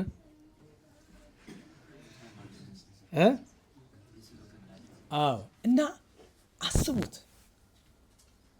ቃለ እግዚአብሔር የምንናቅ አሁን እኮ ብዙ ሰው ይሄን ሲሰማ አንዳንዱ ሰው ሰባኪ እንዴ ይሄ ሰው የኛ ምቾት እረፍት ይነሳዋል እንዴ? አዎ እረፍት ይነሳኛል። የእናንተ ብቻ አይደለም የራሴ ምቾት። ለምን ቢባል ሰው እውነት ከተናገረ ሰላም ውሎ ሊያደር አይችልም። ይህን ማወቅ አለባችሁ። በዚህ ዓለም የዚህ ዓለም ሕግ እኮ ነው። እንዴት ዋላችሁ። ሰው እውነት ይዞ እንዴት ውሎ ሰላም ውሎ ማደር ይችላል? ሰው እውነት ከተናገረ እንዴ ጠላት የለማ። አየህ እሱ እኮ ነው። በሐቅ ስታገለግሉ እስኪ ሞክሩት። ከቅዳሴው ጀምሮ እስቲ በስርዓት በሕግ ብቻ ለመሄድ ሞክሩ። ምን እንደሚገጥማችሁ ታያላችሁ። የቅዱሳን ነገር እንዲገባን ሰባኪ ሲባል እውነተኞቹን አባቶችና በዚህ ዘመን ያለነውን ለማናጸር አይደለም። ስማችን ሊጠራ ያልተገባን ክፉዎች ነን። መሸቀጫ መነገጃ አድርገነዋል። ዛሬ ቅድም ያልኳችሁ በምዕመኑ ላይ ፈረድን እንጂ ተክሊል በለው ሌላ ስርዓት ምንም በለው ማን ያበላሸው? ምዕመኑ ነው አይደለም። ማን ያበላሸው? እኛ የቤተክርስቲያን አገልጋዮች። ሌላ ማን አለ? ማን አለ ሌላ ከኛ በቀር እገሌ የሚባል እና እነ ቅዱስ አንቲቦስ ቤት ለቤት ያን ሲያደርጉ ክርስትናውን እየኖሩ ቅድስና ኑሯቸው ክርስቶስ መድኃኔዓለም አድሮባቸው ረቂቁን ፈተና ተሸክመው እንደገና ቤት ለቤት እየዞረ ጣዖት የሚያመልኩትን ሰዎች እያስተማረ እየመከረ አንድ ምእመን ወይም አንድ ጣዖት የሚያመልክ የነበረን ሰው ወደ ምእመንነት ለማምጣት እኮ ምናልባት ረጅም ጊዜ ይወስዳል። ሞክረነዋል እኮ ከእስልምናም ከምንም አንዳንድ እንዲመጡ እግዚአብሔር ያደረጋቸው ሰዎች ለማምጣት እኮ ቀላል አይደለም። 3-4 ዓመት የሚወስድበት ጊዜ አለ እኮ ልስራው ከተባለ። ያን ታገሰ። ስድብ አለ ታግሶ። የጣዖት ካህናት እየመጡ ዘውትር ያስፈራሩት ነበር። አንተ የንጉሥ አዋጅ የምትሽር ጣዖትን አምልኩ የተባሉ ሰዎችን ጣዖት እንዳያመልኩ የምትከለክል አንተ ራስህ ከማምለክ ራስህን አቅበህ ሌሎች ደግሞ እንዲያውም አንድ ጊዜ ምን ብለው አሉት? የኛ ጣዖቶች እኮ ስንት ትውልድ የነበሩ ናቸው። አያት ቅድመ አያቶቻችን ሲያመልኳቸው የነበሩ ናቸው። አንተ ግን አምላክ የምትለው ሎቱ ስብሐት ጌታችን ኢየሱስ ክርስቶስ ነው። አንተ አምላክ የምትለው የናዝሬቱ ኢየሱስ ግን በቀደም ትናንት የነበረ እኮ ነው። ለዚያውም እኮ አይሁድ ገለውብሃል። በእነሱ ቤት ማቅለላቸው ነው። ግን እየተከራከረ ምላሽ ያሳጣቸው ነበረ። ኋላ ኔሮን ሞቶ እነ ጥጦስ አስባስያኖስ ሞተው ከዚያ ግማትያኖስ የሚባል ንጉሥ ሲነግስ አንድ ችግር መጣ። እሱ ምንድን ነው? ከእርሱ በፊት የነገሱት ነገስታት ከአይሁድ ጋር ጠብ ነበረባቸው። ጌታችን የተናገሩት ትንቢት ሊፈጸም አይሁድ በሮም ላይ አመፁ። ምን ብለው? በሰማይ ዱር በእስራኤል ግብር የለም ብለው አመፁ። ያን ጊዜ ዮሴፍ ወልደ ኮሪዮን በዚያ ነበረ ታሪካቸውን እየጻፈ። ከ81 መጻሕፍት ዮሴፍ ወልደ ኮሪዮን የሚባልበት ምክንያት እሱ ነው። ነበር ያን ታሪክ እየጻፈ አይሁድን በሙሉ ሰበሰበ። ምክንያቱም እዚያ ኢየሩሳሌም ተቃጥላ ቤተ መቅደሱ ፈርሶ አይሁድ ተበትኗል። እንደገና መልሰው የተሰበሰቡበት ቦታ እየሄደ ሁሉ ግማትያኖስ ይገላቸው ነበር አይሁድን። ከዚያ ግን በጎዳና ማንን ያገኛል? ክርስቲያኖችን። እነዚህ ምንድን ናቸው? ክርስቲያኖች ምንድን ነው የሚያምኑ? ክርስቶስ የሚባል ንጉሥ አላቸው። አረ ከኔ በላይ ንጉሥ በሉኑ ማረድ፣ ዝም ብሎ መግደል። ኋላ ከመኳንንቱ ወደ ክርስትና የመጡ ምን አሉት? አይ ንጉሥ ወይ ከነሱ ንጉሥ ጋር ግን ባትጣላ ጥሩ ነው ይሉታል። እንዴት? የነሱ ንጉሥ እኮ በምድር አይደለም በሰማይ ነው ያለ። ሰማይ ምድር የሚገዛ ነው እኮ ክርስቶስ ማለት እኮ በምድር ያለ ንጉሥ አይደለም ነው። እንዲያው እና ሌላ ሳለ አይ በኋላ ለፍርድ ደግሞ ይመጣል እና በዓለም ያሉትን በሙሉ ሁሉንም ግራና ቀኝ ለፍርድ ያቆማቸዋል ሲሉት ፈርቶ ተዋቸው። ግን ያንን ፈርቶ ከመተው በፊት ቅዱስ አንቲቦስን የገደለው እሱ ነው። ደህና ዋላችሁ። አሁን የሰማዕትነቱን ዜና ከ10 ጀምረን የቅዱሳንን ታሪክ በመተረክ እንምጣበት። በ9 ያረ ተገናኝተን የነበረ አይደለም? እንዴት ዋላችሁ? በ10 2 ቅዱሳንን አከበርን። አንደኛ አባ ይስሐቅ። አባ ይስሐቅ ማለት በቤተ ክርስቲያናችን ታሪክ ትተውት ነው እነዚህ ሰዎች። እንዴት ዋላችሁ? ይቀርብና አባ ይስሐቅ ማለት የታላቁ አባ እብሎይ የደብረ አብሎጉ ደቀ መዝሙር ነው። አባ እብሎይን ታውቃላችሁ? መላእክትን ይመስላል ተብሎ ቤተክርስቲያን የሚነገርለት አባ አሞኒዮስን ሄዶ የጎበኘው የአቡነ አቢብ ረድ የነበረ አቡነ አቢብ በቆብ ማንን ወለደ? አባ እብሎይን። አባ እብሎይ አባ ይስሐቅን ወለደ። ልብ በሉ። አቡነ አቢብ መቼስ አቡነ አቢብ ናቸው። አባ እብሎይ መላእክት ንጽህናውን የሚወድለት መላእክትን የሚመስል የዘመኑ ርዕሰ ባሕታውያን የተባለ ቅዱስ ነው። የእሱ ደቀ መዝሙር ነው። ከአባ ይስሐቅ ታሪክ ውስጥ 2 ነገር ብቻ እኔም የሚገርማችሁ አንደኛው ነገር ይገርመኛል። ድሮ ዘመን አንዳንድ ጥሩ ወዳጆች ነበሩን። ከተማሩት ውስጥ ወይ ካነበቡት ውስጥ አንዳንዱን ነገር መርጠው ቢሞክሩ ማለት ነው። ክርስትና እንደዛ ነው እኮ። ሁሉን በአንዴ ማድረግ ከባድ ነው እና አንደኛው ጓደኛችን ምን መረጠ? የአባ ይስሐቅን አንዱን ነገር አባ ይስሐቅ ቅዳሴው ሲገባ የመጀመሪያ ለማስቀደስ ቦታ ይፈልጋል። የሚፈልገው ቦታ እንዴት ያለ ነው? ዞር ያለ ሰው ማያው ከምሰሶ ጀርባ ነው። እንደዚህ የሚወዱ 2 ቅዱሳን በጣም ይታወቃሉ። ታላቁ አርሳኒ ተደብቆ ነው የሚያስቀድስ በምሰሶ ተሰውሮ። ለምን? እንባው እንደ ዝናብ ነው የሚወርድ። አባ ይስሐቅም እንደዛ ነው። ታዲያ አባ ይስሐቅ ምን ያደርጋል? ወደ ቅዳሴ ሲመጣ የፍጥኝ እጁን ታስሮ ነው ያላችሁ። እጅ እግር አትፍተል ይላል በቅዳሴ ጊዜ። እጅህን እግርህን አትፍተለው ስታስቀድስ ይላል። መቋሚያ አትደገፍ ድዊ ካልሆንክ፣ ወደኋላ ግድግዳ፣ ወደ ቀኝ ወደ ግራ መስማክ አትሻ፣ ወደፊት መቋሚያ አትደገፍ፣ እግርህን አትፍተል፣ እጅህን አታፍተልትል። ምን አድርገው ይላል? እጅህን ግራ ቀኝ ዘርጋው በአርአያ ትምህርተ መስቀል እንዲህ አድርገህ ማስቀደስ። ህሊናህን በሰማይ ያህሉ ልብክሙ ይላል ዲያቆን በቅዳሴ ጊዜ። ሰማያዊ ነገር አስብ። ክርስቶስ መድኃኔ ዓለም እግዚአብሔርን አስብ ነው። እና በምሰሶ ጀርባ ይደበቅና እጁ እንደዚህ ታስሮ ቅዳሴው ተጀምሮ እስከሚያልቅ ድረስ እንባው ዝም ብሎ ነው የሚወርድ። ያለቅሳል። የክርስቶስን ነገር እያሰበ ራሱ እንደ ኃጢአተኛ እየቆጠረ ያለቅሳል። ታዲያ ቅዳሴ ሲፈጸም ሊወጣ ይልና ዞር ዞር ብሎ ሰው ያያል። ሰው ካለ ሩጫው ሄዶ ጥርቅም አድርጎ ባቱን ዘግቶ ቁጭ እንዲህ ቢያደርጉት ቢሰሩት አይከፍትላቸውም። ባስቀደሰ ቀን ሰው ጋር አይነጋገርም። እና ደቀ መዛሙርቱ በኋላ አባታችን አሉት፣ አቤት ለምንድን ነው ከሰው የምትሸሽ አሉት። አይ እኔ ከሰው አልሸሽ እና ከሰይጣን። እንግዲህ አስቡት፣ አሁን በዚህ ዘመን እንደዚህ ያለውን ነገር ብንናገር ምንድን ነው የሚባል? ስድብ ነው የሚመስል አይደለም? እንዴት አሉት። አባቶቻችን እንዲህ ብለውናል። ወሰይጣንሰ ይመጽእ ዘእንበለ ምስለ ሰብእ። ሰይጣን ከሰው በቀር በራሱ ለመምጣት ብዙ ጊዜ አይቻለውም። ሌላ ደግሞ ታዲያ በሰው አድሮ ምን ያደርገኛል ካላችሁ፣ አስቀድሼ ወይ ጸሎት ቆይቼ ስወጣ ቀጥታ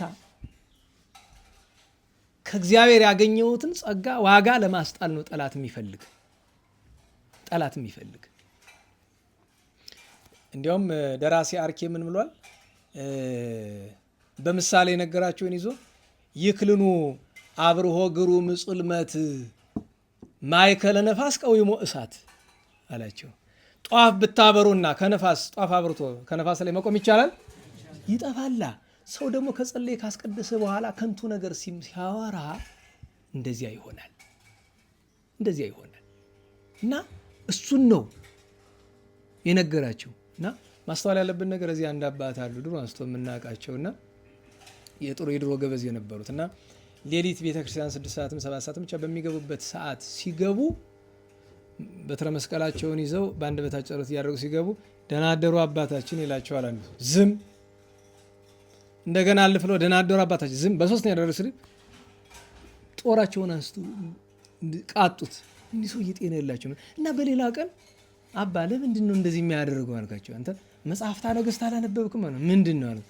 ሰው ከእግዚአብሔር ጋር ሊነጋገር ሲሄድ በጎዳና ሰው እንኳ ቢያገኝ መነጋገር አንደበቱ ቃል እግዚአብሔር ከያዘ በኋላ እንዴት አቋርጦ ሰው ጋር እግዚአብሔር ይመስገን ማለትም ቢሆን ተገቢ ነገር አይደለም። እግዚአብሔር ይመስገን ማለቱ አይደለም ተገቢ ያለው ነው። ከዚያ የሚሻለውን ጸሎት በአንደበት ይዘ የለ አንድ። ሁለተኛ ነገር እግዚአብሔር ይመስገን ቀጥሎ ሌላ ወሬ ያመጣል፣ ቀዳዳ ይከፍታል። ስለዚህ አታስታውስም? ነቢዩ ቅዱስ ኤልሳ ያቺ የሀገረ ሱማን ሴት ልጇ ሙቶባት ገያዝን በትሩን ሰጠው አይደል? ሄድና ከፊቱ ላይ ጣልበት። ነገር ግን በጎዳና ሰው ብታገኝ ሰላም አትበለው፣ ሰላም ቢልም አትመልስለት አለው። ገያዝ ሄዶ በትሩን ጣለ። ሕፃኑ ተነሳ አልተነሳም? ኧረ ተናገሩ። ምክንያት በየመንገዱ እያወራ ነው ሄደ። የታዘዘውን ትእዛዝ ከቶሆኑ መፈጸም አልቻለም። ይሰራል ብለህ ነው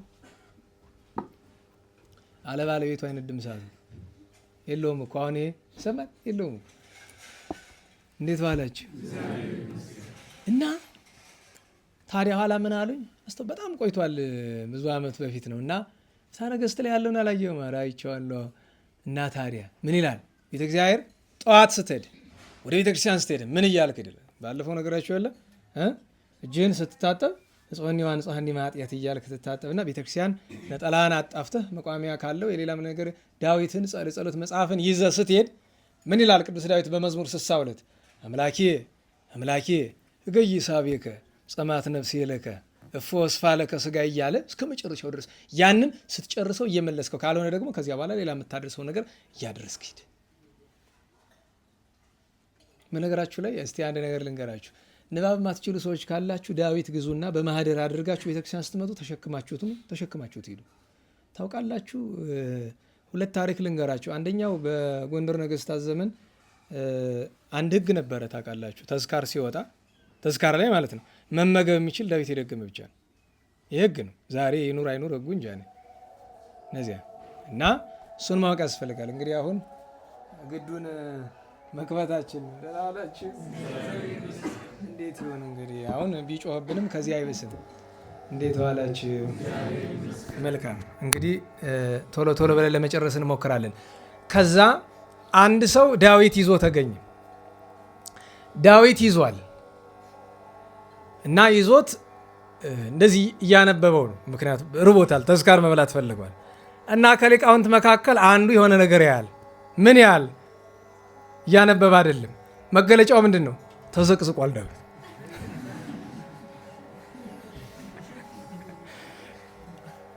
እንዴት ማለት የቀለሞችን መልክዓ ፊደሎችን ስለማያውቃቸው ይዘቅዘቃ እንኳን ማወቅ አልቻለም። መልክዓ ፊደል ስለማያውቅ ማለት ነው። ከዚያ ድግስ ላይ ለበረኛው አይሆንም አትገባም ነው ነገሩ። ሲጫጫህ ከንጉሱ ዘንድ ደረሰ። ደጋሹ ንጉሱ ስለነው በዚህ በተዝካሩ በር ማለት ነው። ኋላ ምንድነው ሲባል አይ እንደዚህ ሆኖ እንደዚህ። ኋላ ንጉሱ ምን አዋጅ አወጡ ይላል፣ የሚችል ይድገም፣ የማይችል ይሸከምና ይብላ። ለምን የሚደግመውን ያህል ባይሆንም ዳዊት የሚሸከም ክብር አለው ብለው አባቶች መምህራን አስተምረውኛል አሉ። አንድ እሱ ነው። ሁለተኛ በዚህ ባዞ ተክለ ሃይማኖት አካባቢ ደግሞ የተፈጸመ ነገር ነው። እንደዚህ ድግስ ተደግሶ ሊቃውንት ማህሌት አድረዋል። ኋላም ደግሞ ሐሴቱን አድርሰዋል። ከዚያ አንድ ጨዋ ሰው ነበረ እና ዳዊት ተሸክሟል፣ ግን አይደግመው፣ ዝም ብሎ ተሸክሞት ነው።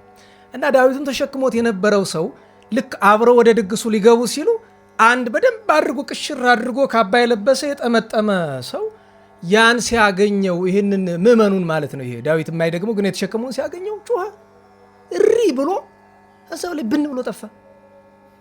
ልከጋኔን ነው እንድታውቁት መጠንቀቅ ጥሩ ነው። ካባ እስከ መልበስ ድረስ ማለት ካባ ስላቸው የቅዳሴውን ካባ ሳይሆን ያለ አይደለ ልብሰ ምካል አይደለ ትከሻ ላይ የሚደረግ እና ሊቃውንቱ ተሰብስበው እነ የንታ ይትባረክ ሁሉ ምናልባት ቂርቆስ የምታውቋቸው ካላችሁ የንታ ይትባረክ ይህንን ደርሰውበት ራሳቸው የንታ ይትባረክ ነው ነገሩን ያወሩ ለእኔ አይደለም ለየንታ ተሾመ ነው የነገሯቸው። የንታ ተሾመ ደግሞ ከሳቸው የሰሙ ልጁ ነው። ለምን የንታ ይትባረክ በጣም የጥንት ናቸው እና ከጣሊያን ወረራ በፊት ይህንን በዓይኔ አይቻለሁ እና በኋላ ሊቃውንት ተሰብስበን የቀድሞ መምህራን ደጎች ናቸው። አይ እኛ ይህን ሁሉ ተማርን እንላለን፣ ዳዊት ደገምነ፣ ማህሌት ቆምነ፣ ቅዳሴ ቀደስን እንላለን። ነገር ግን ይሄ ምእመን በለጠን። ለምን እኛን ሁሉ አብሮን ቆይቶ እኮ ከዛ ምእመን ጋር ሲገናኝ እኮ ያን ምእመን አልችለው ብሎ ብን ብሎ ሄደ።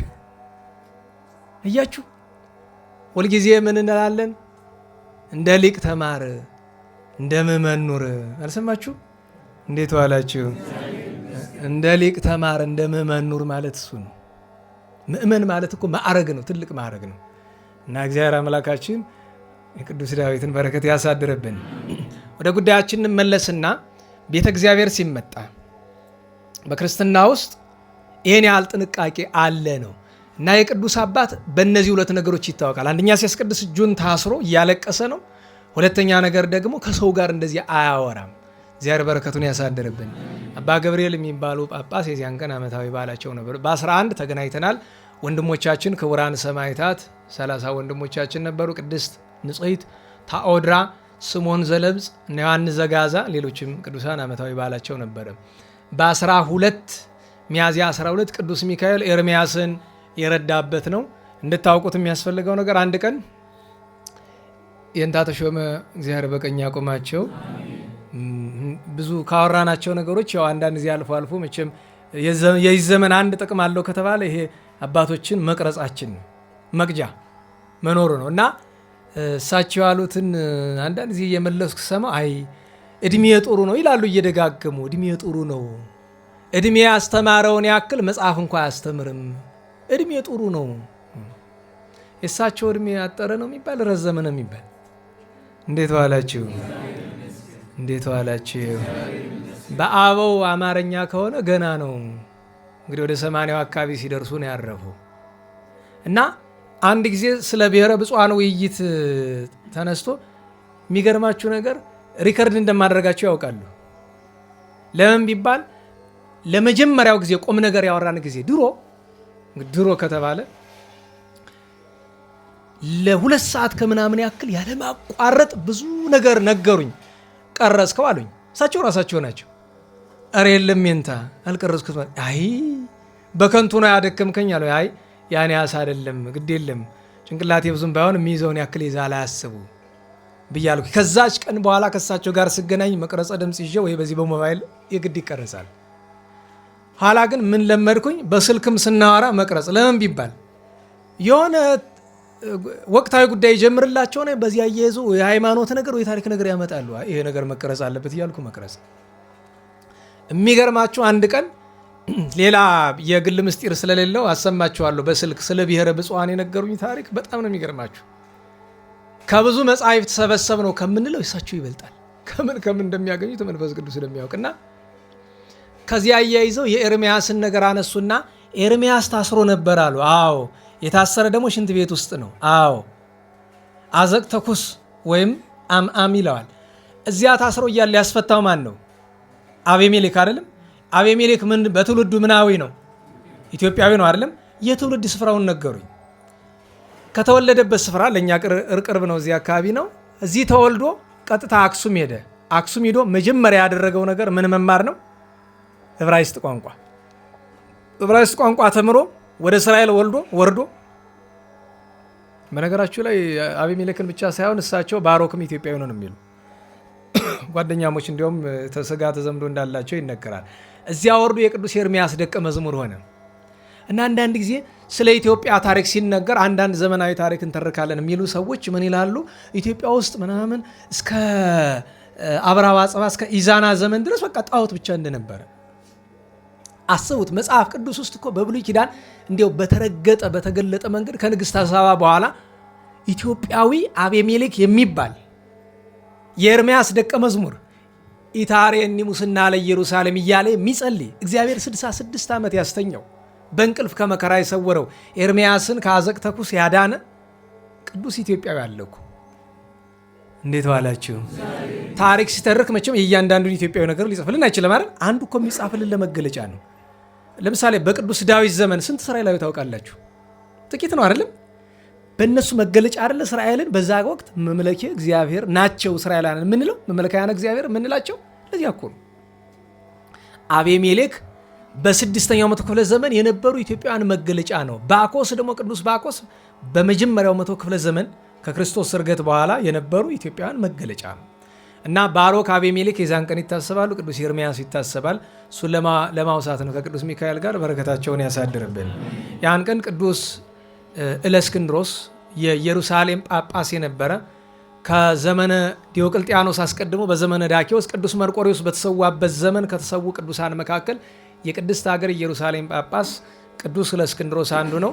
ብዙ ግፍ መከራ ተቀብሎ ከሁሉ በላይ የሚያሳዝነው ነገር ስለ ስቃዩ ሲናገር ሲደበድቡት እያገላበጡ አጥንቱን በሙሉ ይቀጠቅጡት ነበር እና ጎኑን ሲመቱት አጥንቱ ተሰበረ። የብዙ ቅዱሳን መሰበር ነው አይደለም? የተሰበረው አጥንቱ ትልቁ የጎን አጥንቱ ስለነበረ ተሰብሮ ሄዶ ወደ ጨጓራ ወደ ሆድ ውስጥ ገባበት። ከዚያ በኋላ ጎትተውት እስር ቤት ጥለውት በረሃብ በጥም ደሙ እየፈሰሰ ነው የሞተ የቅዱስ ሰው። እግዚአብሔር በረከቱን ያሳድርብን። ያን ቀን ሌላኛው በዓል የነበረ ኢትዮጵያዊ ቅዱስ አባ ሳሙኤል ዘገዳመ ቆየጻ ናቸው። ኢትዮጵያ ውስጥ ከምናውቃቸው በጣም ብዙ ናቸው አባ ሳሙኤሎች፣ ግን ከሰባቱ ከዋክብት ገዳመ ቆየጻን ከጠፋበት መልሰው የመሰረቱት የአባ መድኃኒነ እግዚእ ደቀ መዝሙር የአባ ሳሙኤል ዘዋልድባ ጓደኛ ታላቁ ሳሙኤል ዘቆየጻ ለየት ያለ ነገር አላቸው። መጻሕፍት መምህር ናቸው። ትርጓሜ ይወዳሉ። ብራና መጻሕፍት ሀተታ ሲያጽፉ ቀለሙን ግሩማን መላእክት ያቀርቡላቸው ነበር ይባላል ከቅድስናቸው የተነሳ እና ወላዲ አእላፍ ይባላሉ። 5000 ቅዱሳን ደቀ መዛሙርት ነበሯቸው። ይሄ በታሪክ በጣም ብዙ ከሚባሉት አንዱ ነው። እስከ 5000 ቅዱሳን አርድእት ነበሯቸው። እነ አውሳኔዎስ፣ እነ አንጦኒዎስ፣ ጋዮስ፣ የስድሮስ የሚባሉ የቅዱስ ዮሐንስ መጥምቁን ራሱን በክብር ይዘው የነበሩ ቅዱሳን ናቸው። እነዚህ ሁሉ ባህላቸው ነበር። በረከታቸው ይደርብን። በ13 ዲያቆናዊት እናታችን ቅድስት ዲዮኒስ ከ36 ቅዱሳት አንስት አንዷ ናት። ከአባ ሜሌዎስ ጋር መከራ የተቀበሉ አርዲተ ሜሌዎስ የሚባሉት ቅዱስ አባ ኢያሱና ቅዱስ አባ ዮሴፍ ዓመታዊ ባህላቸው ነው። ከመምህራቸው ጋር ይተረክላቸዋል።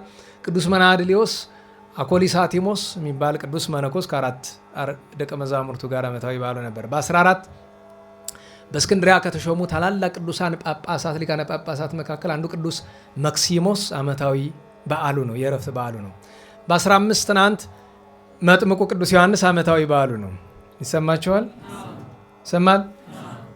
ቤተክርስቲያኑ ስንሄድ ምንም ነገር የለም። ልክ የአቡነ እስትንፋሰ ክርስቶስ ስንሄድ ምንም ነገር እንዳላገኘ ነው ማለት ነው። ታውቃላችሁ አይደለም? አንድ ሰው ትችት ታበዛለህ አለ። እውነት ነው። ለምን? እና አንድ ሰው በጎን ያለ አራ ለቤተ ክርስቲያን ስለሚቀና ነው። እኔ ደግሞ አይደለም። እናሳ ምንድን ነው? ትችት በሽታ ነው። ይህን ማወቅ አለባችሁ። ማለት ከኔ ዘንድ የምታዩትን ሁሉ መውሰድ የለባችሁም። ደህና ዋላችሁ። ትችት በሽታ ነው። የሚተቸውን ሰው ሊጠቅም ይችላል። ለሚተቸው ሰው ግን አባቶቻችን ምን አሉ? ብዙ ቢያወጉ ይዘነጉ፣ ብዙ ቢተቹ ይሰለቹ አሉ። ደግነቱ እግዚአብሔር ይመስገን እስካሁን የሰለቸ ይኑር አይኑር እግዚአብሔር ይወቀው፣ ቸር መድኃኔዓለም። እና ትችት በሽታ ነው። ምክንያቱም ማወቅ ያለብን ነገር ትችት በሽታ ነው። ይሄ ነው እንጂ እገሌ እኮ እንደዚህ የሚል ስለ ቤተክርስቲያን ቀንቶ ነው፣ እሱን ተወው። ብቻ የሚተቸው ነገር አንተን ላይጎዳ ይችላል። ትችቱ እናንተን ላይጎዳችሁ ይችላል። ተቺ ግን ሁልጊዜ ተጎጂ ነው። ተቺ ሁልጊዜ ተጎጂ ነው። ይህን ማወቅ አለባችሁ። እና ከትችት ራሳችንን ማራቅ አለብን። አንተ ያላራከው እንዳትሉኝ፣ ግድ የለም እየታገልን ነው። አብረን እናቆም። ቀስ እያለ ይደርሳል። ባይሆን የሚተቸው ነገር ለቤተ ክርስቲያን ለወገን ቢጠቅም ብለን ነው። እና መጥምቁ ቅዱስ ዮሐንስ በዓመት 9 ታላላቅ በዓላት አሉት። ከነዚህ መካከል በጣም ትልቅ ዋኖቹ የሚባሉ 3 በዓላት አሉት አይደለም? አንደኛ መስከረም 2 ቀን አንገቱ የተቆረጠበት፣ ሁለተኛ ሚያዝያ 15 ቀን ነፍሱ ከስጋ የተለየችበት ከራሱ ጋር ስለነበረች ነፍሱ ማለት ነው 15 ዓመት። ሶስተኛው ሰኔ 30 ቀን የተወለደበት። አንዳንዶቹ ደግሞ አራተኛ ሌላ ትልቅ በዓል አለው። እሱም ጌታችን ኢየሱስ ክርስቶስን ያጠመቀበት ጥር 11 ቀን ብለዋል። ሌሎችም ብዙ በዓላት አሉ ወደ 9 የሚደርሱ እና ጸአተ ነፍሱ ነው። የቅዱስ ዮሐንስ መጥምቅን ጸአተ ነፍስ እያዘከረ አባታችን አባ አርከ ስሉስ ተዘኪረከ ምትረተ ርእሱ ለዮሐንስ ግዩር በቀናተ አዲም ዘኤለ ወበሰቀ ጸጉር ይልና ቀጥሎ ማይበለ ጌጋየ አቅም እግዚአብሔር። እኔ ይገርመኛል። አያችሁ ሰው ሲማር እንደዚህ ነው። ቅዱስ ዮሐንስ በወገቡ መታጠቂያ ታጥቆ ጠፍር ታጥቆ እኛ ልንመገበው ማንሻውን ነገር በበረሃ ያለ አንበውጣ የሚባል ቅጠል እየተመገበ በንጽህና በድንግልና የኖረ እንደ መላእክት መልአክ፣ እንደ ነቢያት ነቢይ፣ እንደ ሐዋርያት ሐዋርያ፣ እንደ ሰማዕታት ሰማዕት፣ እንደ ካህናት ካህን፣ እንደ ደናግል ድንግል፣ እንደ ባሕታውያን ባሕታዊ፣ እንደ ጻድቃን ጻድቅ ትሩፍ ነው ቅዱስ ዮሐንስ መጥምቀ መለኮት። ይህንን አስበህ አለ ማይበለ ጌጋየ አቅም እግዚአብሔር። እግዚአብሔር ሆይ የኔን የኃጢአቴን የበደሌን ማዕበል ግታልኝ ባክ። በከመ አቀምከ ተከዜ ዮርዳኖስ ባሕር እስከ አደው ካህናት በእግር። ታቦተ ጽዮንን ጽላተ ኪዳንን ተሸክመው ኢያሱ በመስፍንነት ሳለ ዮርዳኖስ ባሕርን ሲሻገሩ ካህናቱ ሂደው ልክ ወተጠምቅ አገሬውም ለካህናት ይላል። ካህናት እግራቸው ሄደው ልክ ዮርዳኖስን ሲነካ ባሕሩ ምን አለ? ዮርዳኖስን ይገባ ድሬው እኮ መጀመሪያው እሱን አይደል? ግራና ቀኝ ተከፈለ አይደል? በቃ ያንን እንደዚያ እንዳቆምክ በዚህ በላይ ያለው ቀጥ ብሎ ተገታ። የኔንም በደል እንደዚያ አቁምልኝ ማዕበለ ጌጋየ አቅም እግዚአብሔር ያለው እሱ ነው። የነቢየ ልዑል የመጥምቀ መለኮት የፀሐየ ፍኖት የቅዱስ ዮሐንስ በረከት ይደርብን ይደርብን። የዚያን ቀን ከሐዋርያት መካከል ቅዱስ አጋቦስ፣ ትናንት አንድ ያቋቋም ተማሪ አንድ ጥያቄ ጠየቀ እና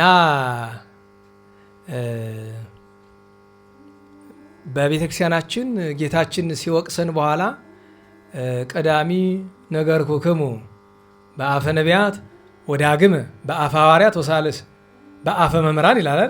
መጀመሪያ በነቢያት ቀጥሎ በሐዋርያት ይላል። በአንዳንድ መጻሕፍት ግን ስትመለከቱት ማንን ያስቀድማል? ሐዋርያትን። ቀጥሎ ማንን ያስከትላል? ነቢያትን። እና ምን ለማለት እንዴት መጀመሪያ ሐዋርያት በቅዳሴም ጊዜ አለ አይደለም? በወንጌል መራሕከነ ኪዳንም ላይ አለ ወበነቢያት ናዘዝከነ። ምን ነው የሚቀድሙ ነቢያት አይደሉ ከተባለ በሁለት ያስኬዳል። አንደኛ ገልብጠ ተርጉም ይባላል። አቅና ይሌለ አቅናው። ዋናው ግን ሐዋርያት ብሎ ቀጥሎ ሁለተኛ ነቢያት ካለ ነቢያት የሚላቸው አርድእትን ነው። ለምን? ከ72ቱ አርድእት ሀብተ ትንቢት የተሰጣቸው ብዙ ናቸው። መገለጫው ምንድን ነው ካላችሁ በግብረ ሐዋርያት ምዕራፍ 11 ቁጥር 27 ላይ ወውታሚረ ወረዱ ነቢያት ኢየሩሳሌም ለአንጾኪያ ይላል። በዚያ ወራት ነቢያት ከኢየሩሳሌም ወደ ምን ወረዱ? ወደ አንጾኪያ። ከነሱ መካከልም አጋቦስ የሚሉት አንዱ ተነስቶ በዓለም ላይ በሙሉ ረሃብና ቸነፈር እንደሚደረግ ተናገረ። ይኸውም በቀላውዴዎስ ቄሳር ዘመን ተፈጸመ ይላል። ሀብተ ትንቢት ስለነበራቸው አርድእትን ምን አላቸው? ነቢያት ስለዚህ እንደዚህ ተብሎ ያስተር ከነዚህ መካከል ቅዱስ አጋቦስ ምን ይባላል? ሐዋርያ ወነቢይ ወሰማዕት እምሰብአ ወክልኤቱ አርድእት በረከቱ ይደርብን። እመቤቴ ማርያም ድንግል እግዝእትነ ማርያም በጣም ተወዳቸው ከነበሩ የተለየ ፍቅር ከነበራቸው ቅዱሳን አንዱ ቅዱስ ኒቆላዎስ ነው። የሀገረ ሜራው ቅዳሴ ቤቱ ነው። ታዲያ ለቅዱስ ኒቆላዎስ እመቤታችን ምን ሰጠዋለች? ልብስ። እንዴት ዋላችሁ? ለቅዱስ ደቅስዮስ ምን ሰጠችው? ወንበር። ለቅዱስ ኒቆላዎስ ምን ሰጠችው? ልብስ አለበሰችው። ሰማያዊ ልብስ፣ የብርሃን ልብስ፣ አርአያው የማይመረመር የብርሃን ልብስ ያለበሰችው ቅዱስ ኒቆላዎስ ያን ቀን ዓመታዊ በዓሉ ነው።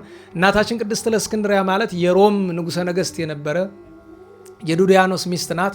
ቅዱስ ጊዮርጊስ መዝሙረ ዳዊትን ሲያነብ ደስ አላት። ዛሬ ዳዊትን እያነሳሳ ነው። ሰማችኋል አይደለም? እያነሳሳ ነው። ዳዊት በመድገም የሮም ንጉሠ ነገሥት ሚስትን መማረክ እኮ ነው የቻለ። ከዚያ ምን አለችው? የምታነበው ምንድን ነው አለች። እኔ ልተረጉምልሽ አለ። ተረጎመላት። የጌታችንን ነገር አስረዳት። ክርስቲያን ሆነች። ከዚያ ቅዱስ ጊዮርጊስን ሲያሰቃየው ቆይቶ ሲመለስ አሳፍሮት ለጣዖት እሰግዳለሁ ብሎት እውነት መስሎት ሂዶ ጣዖቱን ከነ ካህናቶቻቸው አስጥሞበት ሲመለስ ተናዶ አየችው። ምን ሆንክ አለችው። ጊዮርጊስ አዋረደኝ እኮ አለ። ክርስቲያኖችን አትጣላቸው፣ አምላካቸው ኃይለኛ ነው አላልኩህም? ምን አለችው። አንቺም ገብተሻል ብሎ ራሴ ከምገላት ነው ለመኮንኑ ሰጥቶ መኮንኑ በጭካኔ ያደረጋት ነገር ይከብዳል። አስቡት። እስክንድሪያ ማለት ንግስት ናት። በወቅቱ በዓለም ከነበሩ ንግስታት ሁሉ ቁጥር 1 ንግስት እሷ ናት። እና አንዳንዱ ነገር ለመናገር ይጨንቃል። ማለት መግደል እኮ አንድ ነገር ነው። በነገራቸው ለአረማውያን የሚያደርጉት ነገር ያስገርመኛል። ለማሰቃየት ራሱ ይሰቅሏቸዋል አለ። በእጅ በምን ማንጠልጠል አለ አይደለም? ኩላብ ወይም ይሄ ሜንጦ ታውቃላችሁ? ይሄ ስጋ ማንጠልጠያው በስ በሁለት ጡቶቿን ያን እንደዛ አድርጎ በዛ አንጠልጥለው ነው ሲያሰቃዩት የዋሉት። መቼስ ክርስቲያኖች ማለት ክርስትና እንዴት እንደደረሰ ትንሽ ቢረዳን ብዬ ነው እንጂ እኔ እንኳን ለመናገር ለማሰብ ይከብዳል። አንዳንዱ የሰማዕታት ስቃይ እንዲህ ያለ ግፍ የቻለች ናት። በረከቷ አይደርብን። አቡነ አቢብም ዓመታዊ በዓላቸው ነው ዛሬ። ታላቂቱ እናታችን ቅድስት ወለተ ጴጥሮስ ልደቷ ነው። የሬማ ገዳም ኮከብ 7 ገዳማትን የመሰረተች። እንዲያውም የልደቷን ነገር ልንገራቸው። አባቷ ባሕረ አሰግድ ይባላል። እናቷ ክርስቶስ ስባያ ትባላለች። ትውልዳቸው ነገዳቸው ከደዋሮና ከፈጠጋር ነገስታት ወገን ነው። ማለትም ከሸዋ ነገስታት ነው። ይኖሩ የነበረ ግን እዚህ ደራ አካባቢ ነው። ደራ ታውቃላችሁ? በሐሙሲት ማዶ እዚያ ፎገራ ማለት ነው። እዚያ ነው የሚኖሩና ሁልጊዜ እመቤታችንን መድኃኔዓለምን ከመውደድ የተነሳ ዝክር ይዘክራሉ፣ ምጽዋት ያደርጋሉ። ከሁሉ በላይ የሚያስገርመው ነገር ባሕረ አሰግድ ሬማ ገዳም ደሴት ይገባና 16ቱን የእመቤታችን ጾም ሰንሰለት ጣጥቆ ጥሬ እየቆረጠመ ነው የሚጾመው። ሲወጣ ከፍተኛ ድግስ ለነዳያን ያደርጋል። የሚገርማችሁ ከሱ አስቀድሞ 5 ልጅ ወልዷል። አይምሮ ግን አልረካም። 5 ለሹመት ለሰራዊት አለቅነት የበቁ ልጆች አሉት። እግዚአብሔርን ግን የተባረከ ልጅ ስጠኝ እያለ ይለምን ነበረ እና አንድ ባሕታዊ አንድ ጊዜ ይመጣና አንድ መነኮስ ባሕረ አሰግድ አለው። አቤት አንድ ህልም አየሁልኝ፣ ለአንተ ህልም አየሁልህ አለው። ምንድን ነው አለ። አይ ከቤት የምትወጣ ፀሐይ አለች አለ። ምን ማለት ነው አለው። ሴት ትወልዳለህ እና ምን አለው ካህናት ወጳጳሳት ነገስት ወመኳንንት ይትቀነዩ ላቲ፣ ካህናትም ጳጳሳትም ነገስታትም መኳንንትም የሚገዙላት የምታንቀጠቅጣቸው ልጅ ከአንተ ትወለዳለች አለው። ይህንን ይዞ ሚስቱን ጠራትና አንቺ ባለቤት ያቤት እንዲህ ያለ ነገር ሰማኝ፣ ሱባኤ እንግባ አላት። እሺ አንድ ሱባኤ ገቡ። እግዚአብሔር ለመኑት። ምን አላት?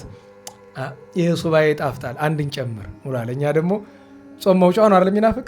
እኔ ሞክረናል። ሱባኤ 7 ቀን አይደል? እዚያ ጭንቅ ሱባኤ መግቢያ ቦታ አለ በወሎ አካባቢ እና እዛ ሄደን ቀኑን ይቆጠራል። ዛሬ እስከገባው ስንት ቀን ነው? 2 ቀን የቀረኝ፣ 3 ቀን የቀረኝ። እንደውም አንድ ጓደኛዬ ስንት ቀን ቀረኝ እያለ ሲያሰላ በመካከል ዝኔት መጥቶ አባረረው። ማለት ከምትቆጥረው ውጣ ነው መሰለኝ። ወጥቶ በዚያው ቀረ። መድኃኔዓለም እሱንም ሁላችንም ይማረን። ጨመሩ አንዱ ሱባኤ። ኋላ ከጊዜያት በኋላ ጸነሰች። የምትወልድበት ቀን ደርሶ ሚያዝያ 16 ቀን የኪዳነ ምሕረት ቀን ምጥ መጣ። ምጥ መጣ ሲሉ ሴቶች ሲቀርባት እሱ ወደ መካነ ጸሎቱ ሄደና መጸለይ፣ መስገድ፣ መጸለይ፣ መስገድ፣ መስገድ፣ መጸለይ። ከዚያ ወሬ ነጋሪ መጥቶ ኧረ ጌታ አቤት፣ ምንድን ነው? ልጅ ተወለደ፣ የምስራች፣ ሴት ወንድ አለ። ሴት ካለው ደስ ይለ ነው፣ ወንድ ቢል ሊከፋው ነው መሰለኝ። ሴት አለው። መድኃኔዓለም ተመስገን ሰጠኝ። እየሮጠ ሄዶ ገና እንደታጠበች አቅፎ ሳማት እና ሚስቱ ክርስቶሳውያ አራ ጌታዬ ሳትታጠብ እንኳ ገና ሳይታበሰ ነው። እቺ ቅድስት ናት፣ ምንም ነገር የላትም። እና በስርዓት በሕጉ አሳድጎ ከዚያ በኋላ እናታችን ወለተ ጴጥሮስ ማለት ታውቁታላችሁ መቼም በኢትዮጵያ ታሪክ በገዳም ከተጋደሉ ቅዱሳት አንስት ክርስቶስ ሰምራን የሚያክል የለም። ነናዋላችሁ በአደባባይ ወጥቶ ሃይማኖትን በማስከበር እንጃ እንኳን ከሴት ከወንድም ይወዳደራት ሁሉ ያለ አይመስለኝም። ቅድስት ወለተ ጴጥሮስን ለየት ያለች ናት። እግዚአብሔር በረከቷን ያሳደረብን። ቅዱስ አባ ሰማዕት ዛሬ አለ። ዛሬ ቅዱስ አንቲቦስን በመጨረሻው እነዚህ አረማን የካህን ጣዖቶች ተሰብስበው ይዘው ብዙ ግፍ መከራ አድርሰውበት እስር ቤት ውስጥ አሉት። በእስር ቤቱ ነው እየተሰቃየ እያለ የሚገርማችሁ ነገር እናንተ ዲያቆናት ቅዳሴ ሰዓት ስታነቡ ብዙ ጊዜ የማይገጥም አንድ ንባብ አለ። ብዙ ጊዜ የማይገጥም የዮሐንስ መልእክት 3ኛዋ መልእክት ማለት ነው። ቅዱስ ዮሐንስ 3 አይደል ነናዋላችሁ 4 ወንጌል አለ አይደል? ነገሩኝ። ቀጥሎ ምንድን ነው ያለ? ግብረ ሐዋርያት። ቀጥሎ የማን መልእክት ነው? ቅዱስ ጳውሎስ ስንት ነው? 14። ቀጥሎ የማን መልእክት ነው? ቅዱስ ጴጥሮስ ስንት ነው? 2። ከዛ ቀጥሎ የማን ያለ? ቅዱስ ዮሐንስ ስንት ነው? ከዚያ ቀጥሎ የማን ያለ? ቅዱስ ያዕቆብ ስንት ነው? 1። ቀጥሎ ይሁዳ ነው ስንት ነው?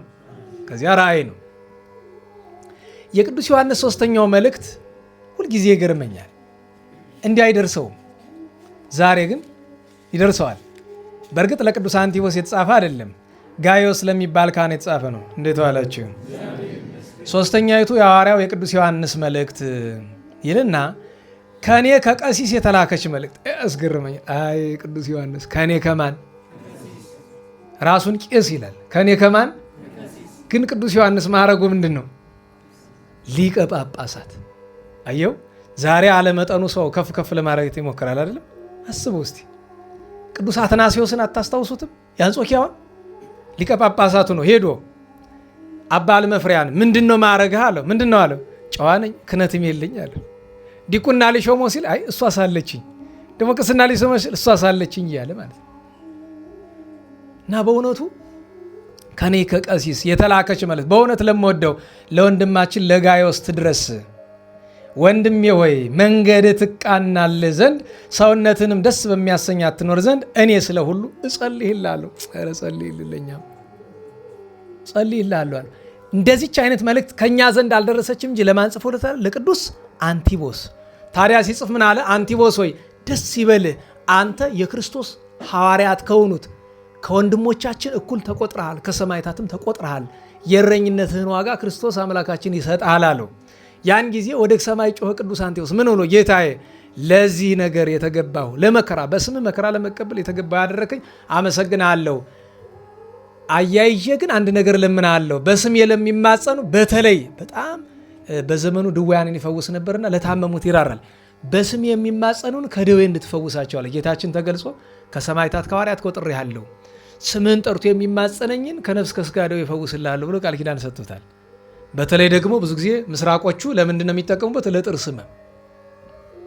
ይህን ቃል ኪዳን ተቀብሎ በበሬ ምስል የተሰራ መሃሉ ክፍት የሆነና ከውስጡ ለጣዖት መስዋዕት የሚያቀርቡበት እሳት አለ። እዚያ ውስጥ ደው ቀቀሉት፣ በዚያ አቃጥለው ገደሉት።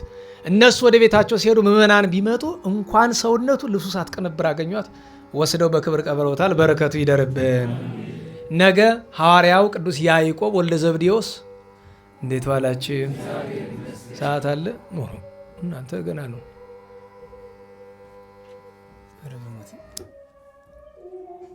ጭንቅላት ነው የሚያዞረው ነገራችሁ ላይ የሚጀው ነው። ያኛው ይሻላል እኮ ሰማችኋል። ከውጭ ያሉት ናቸው የሚቸገሩ። ኧረ መድኃኒዓለም በነገራችሁ በዚህ ዓለም ጩኸት መጥፎ ነገር ነው። እንዲያው እኔ በዚህ ዘመን ከምመኛቸው ነገሮች መካከል አንዱ የድምፅ ብክለት የሚባል ሕግ አለ አይደለም? እሱ ቢከበር እንዴት ዋላችሁ? ቅዱስ ያዕቆብ ከ12 ሐዋርያት አንዱ ነው። ከ12ቱ የመጀመሪያው ሰማዕትነት የተቀበለ ሐዋርያ፣ ለዚያውም በግብረ ሐዋርያት ብቸኛው ሰማዕትነቱ የተጻፈለት ከ12 እሱ ነው። ይሄ ቅዱስ አባታችን ያዕቆብ ምን ያውቅ ነበር ይላል። ከ72 ቋንቋ በተጨማሪ የእንስሳት የአራዊትና የአዕዋፍ አንድ ትርጓሜ ላስተምራችሁ ነናዋላችሁ። የእንስሳትን ቋንቋ ያውቅ ነበረ በሉ። የአይሁድን ሲል ነው። እሱን እኔን የምላችሁ ጥያቄው እንደገና የመጀመሪያውን በለት ሲ የአይሁድን ሲል ነው። ቀጥሎ ደግሞ የአራዊትን ቋንቋም ያውቅ ነበረ በሉ። የአረማውያንን ሲል ነው። አያችሁ መልስ ነው። ከዚያ የሰማይ ወፎችንም ቋንቋ ያውቅ ነበረ በሉ።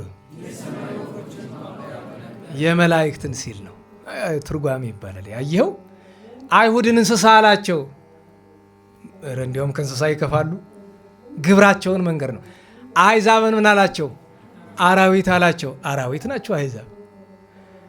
መላእክትን ምን አላቸው? አዕዋፈ ሰማይ። አዎ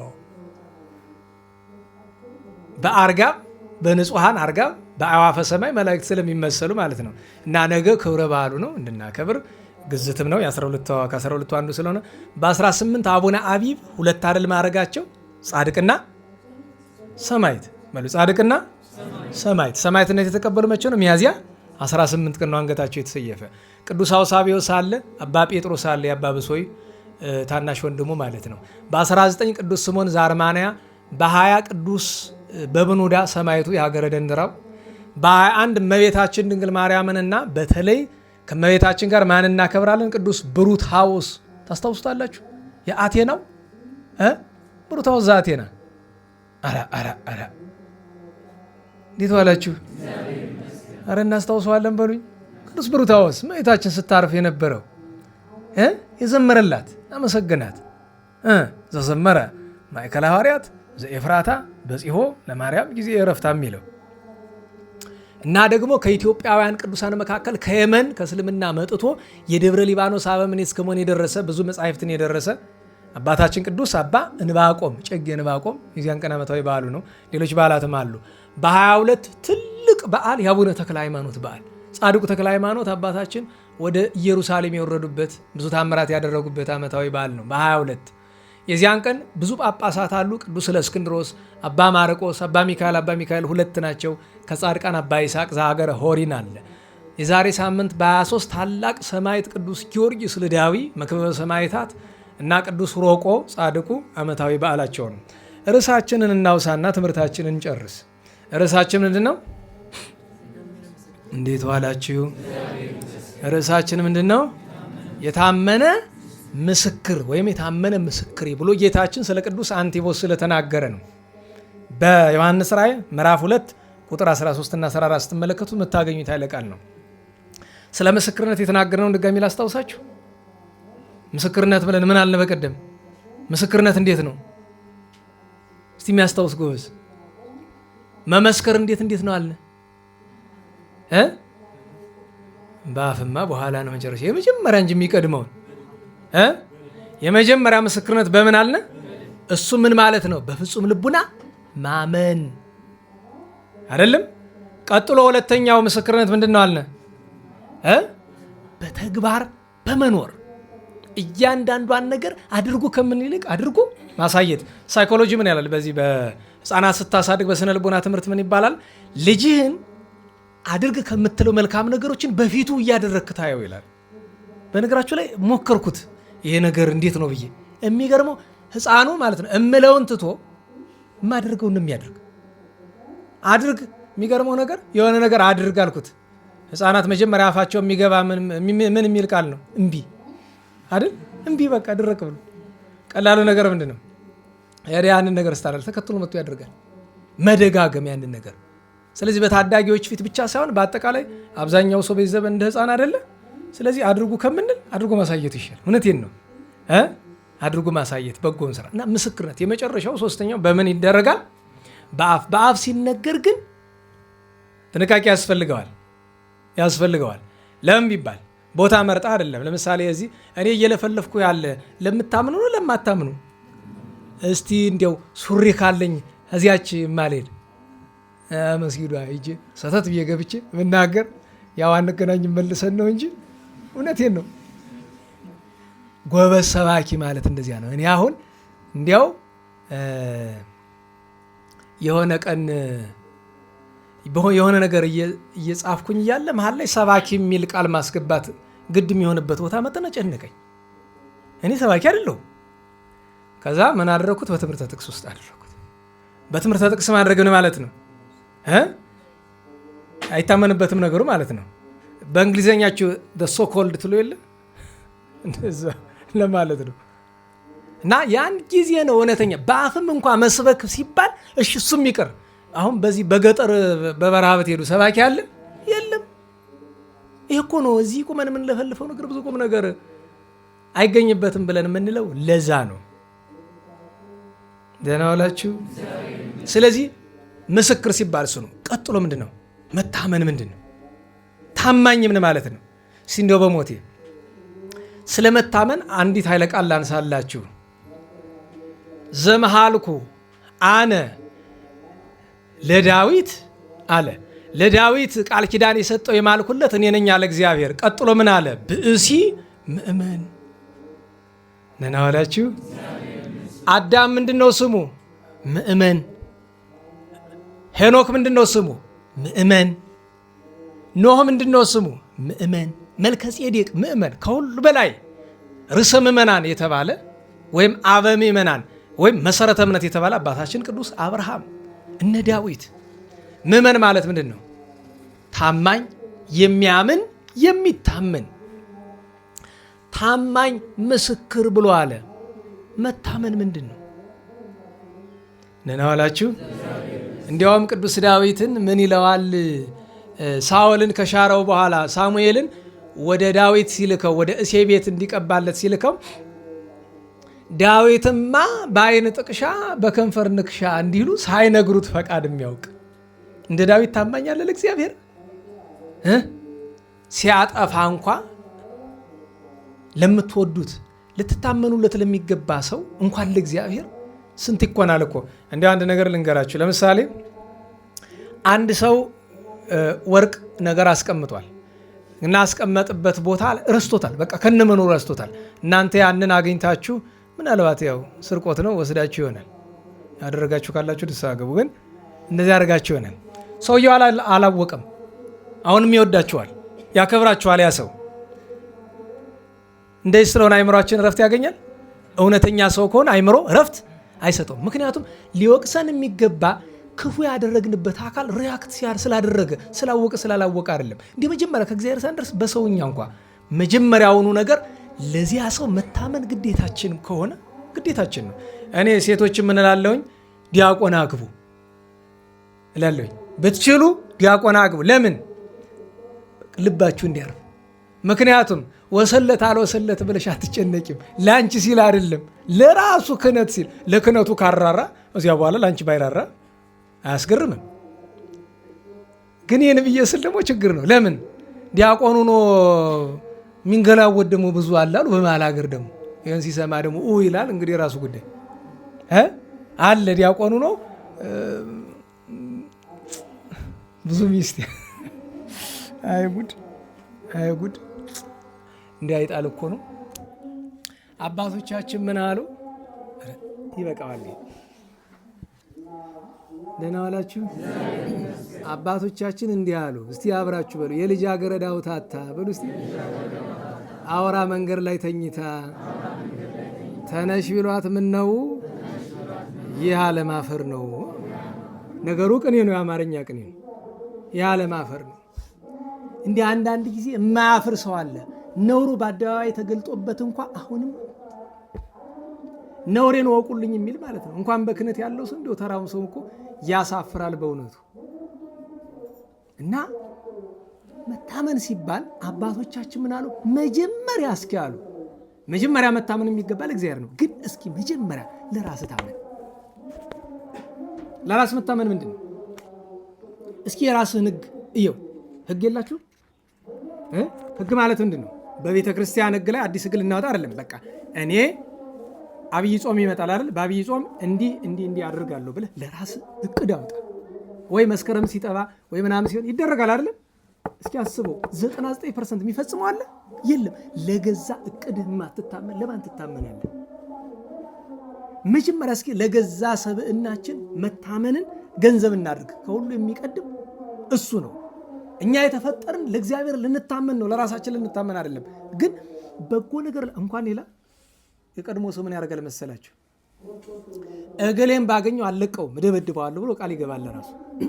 ሰውየውን ሲያገኘው ይራራል። ግን ኋላ ግን ምን ትይዝ ይለዋል? አይ ቃል ተናግሬ የለ ብሎ አንድ ጊዜ ቸብ አድርጎት ለቃሌ ያክል አመጣጤስ ሌላ ነበረ። በጎ ላልሆነ ነገር እንኳን ማለት ነው። በጎ ላልሆነ ነገር እንታመን እያልኩ አይደለም። እስከዚያ ድረስ የሚሄዱ ሰዎች አሉ። በነገራችሁ ላይ ሽፍቶች ቃላቸው ጥብቅ ነው ይባላል። እኛ እንኳ ደና እንደ ደና ሰው ምን መስል ሰዎች እንኳን የማናደርገውን ነገር ሽፍታ ቃል ከገባ አይክድም ይባላል። የዛሬውን ሽፍታ አላውቀውም፣ አግኝቻቸው ስለማላውቅ ስለ ድሮዎቹ ሽፍቶች ነው የማወራ። የድሮዎችን የታግንታቸው በዜና በዝና በንባብ አይደለም። ለዚያ እኮ ነው እውነቴን ነው። ማስተዋል ማወቅ ያስፈልገናል። እና ስለዚህ እስኪ ስለመታመን ራሳችን ታማኝ ምስክር ብሎ ሲል አስቡት። ለእግዚአብሔር መታመን እግዚአብሔር እገሌ እኮ የኔ ታማኝ ነው ብሎ ሲናገር አያችሁ፣ እንዲህ ያለ ምስክርነት የቅዱስ አንቲዎስ ክብሩ እኮ ነው። ታማኝ ምስክሬ ጻድቅ የምእመን አለው። ታማኝ ምስክሬ ነው። የሚታመን ምስክሬ ብቻ አይደለም፣ የማምነው ለእኔ የሚታመንልኝ ምስክሬ ነው። ከዳዊት በኋላ እንዲህ ያለ ቃል ሲናገር በሐዲስ ኪዳን ለቅዱስ አንቲዎስ ሰማነ እና በጥቂቱ ለራሳችን ላወጣ ነው ከመታመን እንጂ እንደዚህ ነው እቅድ። ዛሬ መቼም ደግ መጽሐፍ በጀመረበት ይጨርሳል ነውና ወደ ተክሊሉ ለመጣባችሁ ነኝ። እውነቴን ነው። ቁጭ ብለህ ታስባለህ። ቅር ካላችሁ እንግዲህ የራሳችሁ ጉዳይ ነው። እውነቴን ነው። ለምሳሌ ታስበዋለህ ቁጭ ብለህ እኔ ጋብቻው ስገባ አሁን የተጋቡ ዲያቆንና አንዲት ሴት አሉ። አሁን ሳይሆን የተጋቡ 5 ዓመት 6 ዓመት አልፏቸዋል። እና እኔ አለች እሷ ሳገባ ከተማ አልኖርም፣ ገጠር ነው ጎጆ ሰርቼ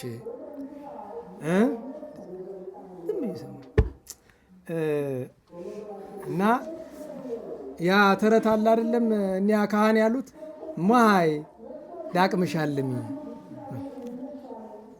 አየህ መታመንህን ለመስበር ምክንያት እንዳይሆነ ለመንፈሳዊነት እቅድ ስታወጣ የሚቻልህን ያክል ያድርገው። የሚቻል ቃል ስትገባ ሁልጊዜም ቢሆን ቃል ስትገባ አድርጋለሁ ብለ የሆነ ነገር ስትል እንደምትችል ብዙ ሰው ይገርማል። ይመጣና እንደዚህ እየተስየ ነበር አቅም አጣሁኝ ይላል። እኔ መጀመሪያ ነገር የምትችለውን ነገር የምትሳል ምን አለ? እግዚአብሔር እኮ ይህንን ስጠኝ አላለህም? ከቤት በር ያለች አንዲት ድንጋይ እኮ መሳል ትችላለህ። ያችን ድንጋይ አመተል እግዚአብሔር አንተን መታመን ነው እንጂ እኮ የምትሰጠው ነገር ምን ያደርግልታል? እኛ የምትሰጠውን ነው የምንፈልግ። ቤተክርስቲያን ያለ አገልጋይ እንደዛ አይደል? ለምሳሌ አንድ ሰው እዚህ ስለት ሲሳል ደንጊያ አመጣለሁና 10 ሺህ ብር ከሚል የትኛው ነው ደስ የሚለን? 10 ሺህ ብሩ ነው አይደል? ሰው እኮ ግን ደግሞ ማድረግ እየቻልክ አቅም እያለ ደግሞ ደንጊያ ብትል አንተ ራስህ ደንጊያ መሆንህ ነው። እውነቴን ነው። ለምን ቤተክርስቲያን መተዳደሪያ ያስፈልጋታል። ያም እኮ የአገልግሎቱ አንድ ሰበብ ነው። ከሌለ ግን የቀድሞ ሰው አንዳንዱ ባቶች እናንተ ስኩታራ ናቸው አታውቁናል። ቀድሞ ባታ ስለት እኮ ግማሽ ዱባ ይዞ የሚመጣ ሰው አለ። ለምን ስለቱ ግማሽ ዱባ ነው። እና አንዲቱ ሴትዮ ግማሽ ዱባ ብላ ለባታ የምን ግማሽ ነው ሙሉን ነው ብላ ህብሩ ልትደርስ ትንሽ ሲቀራት ምን እንደገፋባት አይታወቅም። ወርዶ ከጀርባ የሆነ ድንጋይ ጋር ቢጋጭ፣ በነገራችሁ ላይ ወርዶ ሲጋጭ እኩል ለኩል ይሰነጠቃል አይሰነጠቅም? እኩል የሚገርማችሁ ግራና ቀኝ እኩል፣ አንዱን ሰጣ አንዱን ይዛ እንደዚህ ያለ። ግን የስለት ክፉ አንዳንድ ሰው ሞኛ ነው። አይጥ ተስላ ያመጣች ሰው ነበረች። አሁን እኔ ምን አስባ ነው ስለቷን መፈጸሟን አደንቃለሁኝ። ግን ደግሞ ይሄ ያልተገባ ነገር ነው። ግን ደግሞ ብላለችና ይዛ መጣች። ምን ታይቷት ነው ሲመስለኝ ስለቷ ምናልባት ቤቷ አይጥ አስቸግሯት እንደሆነ አላውቅም።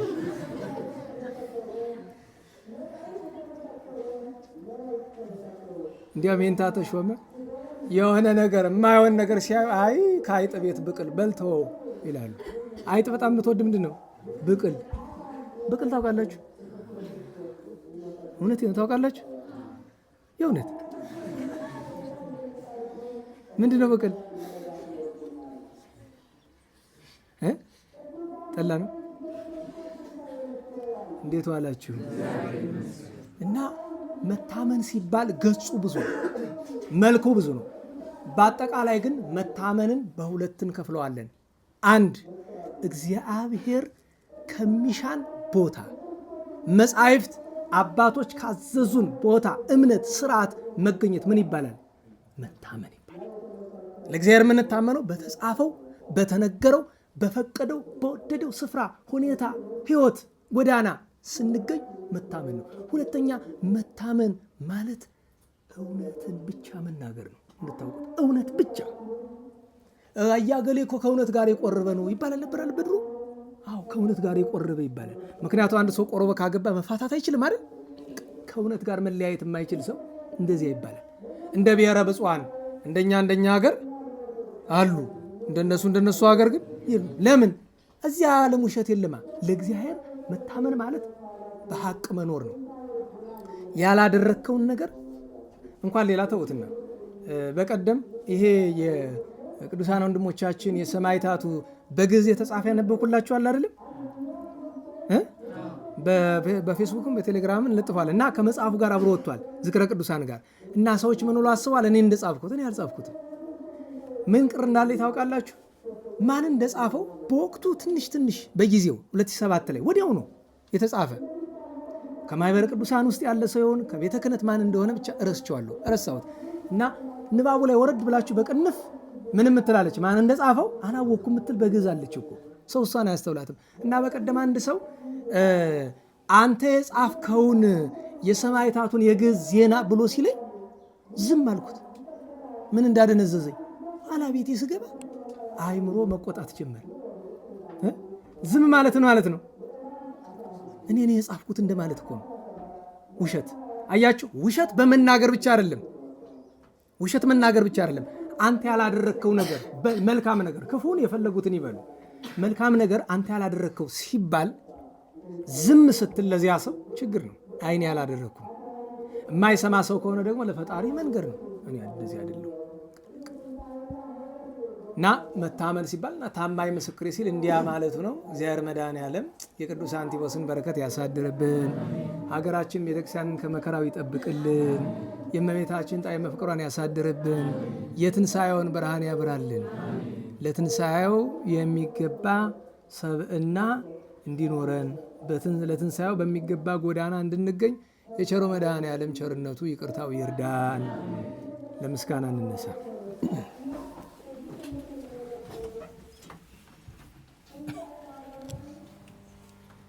አድኅነነ ሕዝበከ ወባርከነ ርስተከ ሀበነ ኃይለ ወመምያ ለአግብርቲነ ለእለ ንጽሑ ስመከ እቀበልነ ውሉደ ሕዝብከ ወሕጽረነ በኃይለ መላእክቲከ ወትረ በኩሉ ጊዜ ወበኩሉ ሰዓት በኃይለ መስቀልከ ርድአነ ወበመስቀልከ በእንተ አብርሃም ፍቁርከ ወበእንተ ይስሐቅ ወልድከ ወበእንተ እስራኤል ቅዱስከ ተዘከር እግዚኦ ኪዳነከ ፍጡነ ፈኑ ሳህለከ መሐርኪያነ ዘፈጠርከ ስረይ ኃጢአተ ሕዝብከ ወመሐር ተግባርከ እግዚኦ ታጥፍአነ አሰለከ በእንተ ማርያም ወላዲትከ ወበእንተ ዮሐንስ መጥምቅከ ወበእንተ ኩሎሙ ቅዱሳኒከ በኃይለ መስቀልከ ታስተፍረን እግዚኦ በቅድሜክ እግዝእትነ ነጽሪ ኀቤነ ጸልዪ ለነ ለደቂቅኪ ወአድኅነነ እምኩሉ ምንዳቤ ወኀዘን መዓልተ ምስሌነ ወሌሊተ ማእከሌነ አንተ እግዚኦ ኢትርሐቅ እምኔነ ምስሌነ ረዳኤ ኩነነ ኢትግድፈነ ወኢትመንነ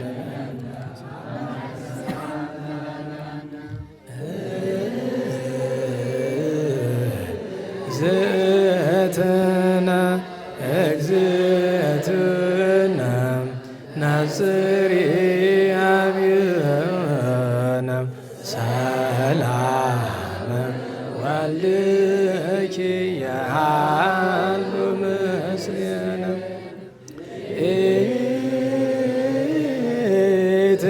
ኢትግድፈነ ኢትግድፈነ ወኢትመንነ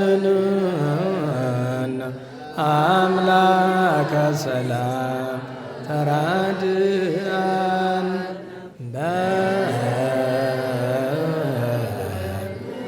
በመስቀልክ በመስቀልከ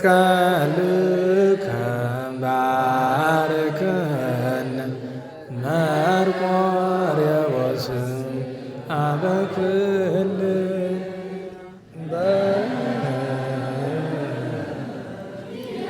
በኪዳንከ በኪዳንከ ተማኅፀን አብየ እግዚእ አበኩልነ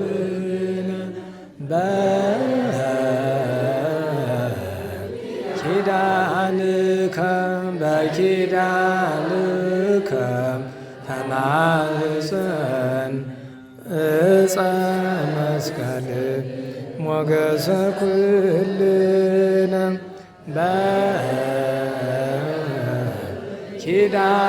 በኪዳንኪ በኪዳንኪ ተማኅፀን ኪዳነ ምሕረት እመ ኩልነ።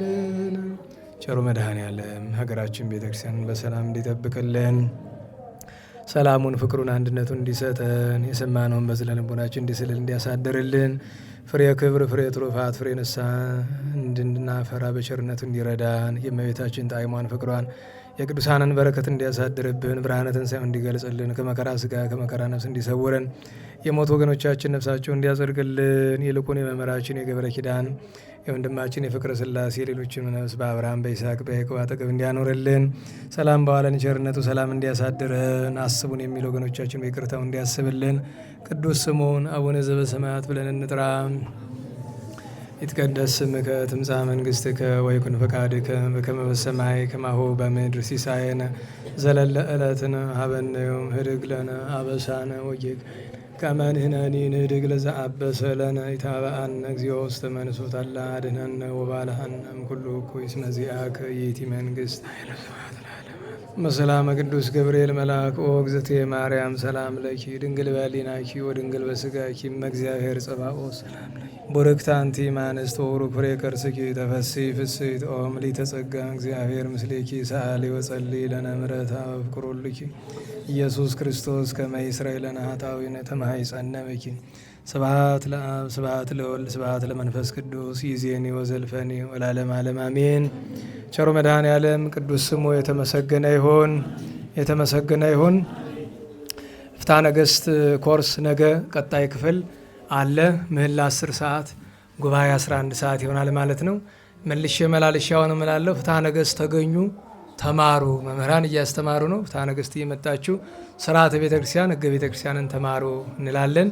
መድኃኔዓለም ቸሩ የቅዱሳንን ሀብት ረድኤት እንዲያሳድርብን ቅዱስ ፈቃዱ ይሆንልን።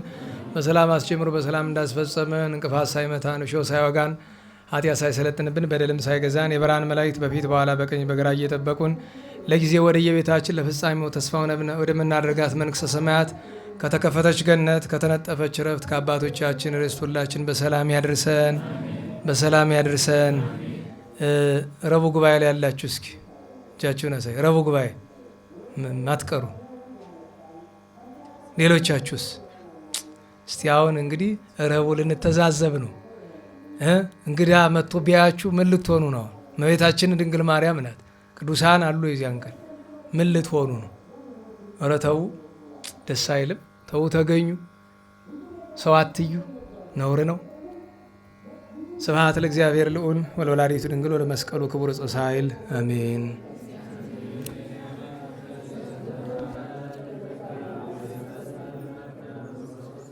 አሜን። በሰላም ያሳድረን።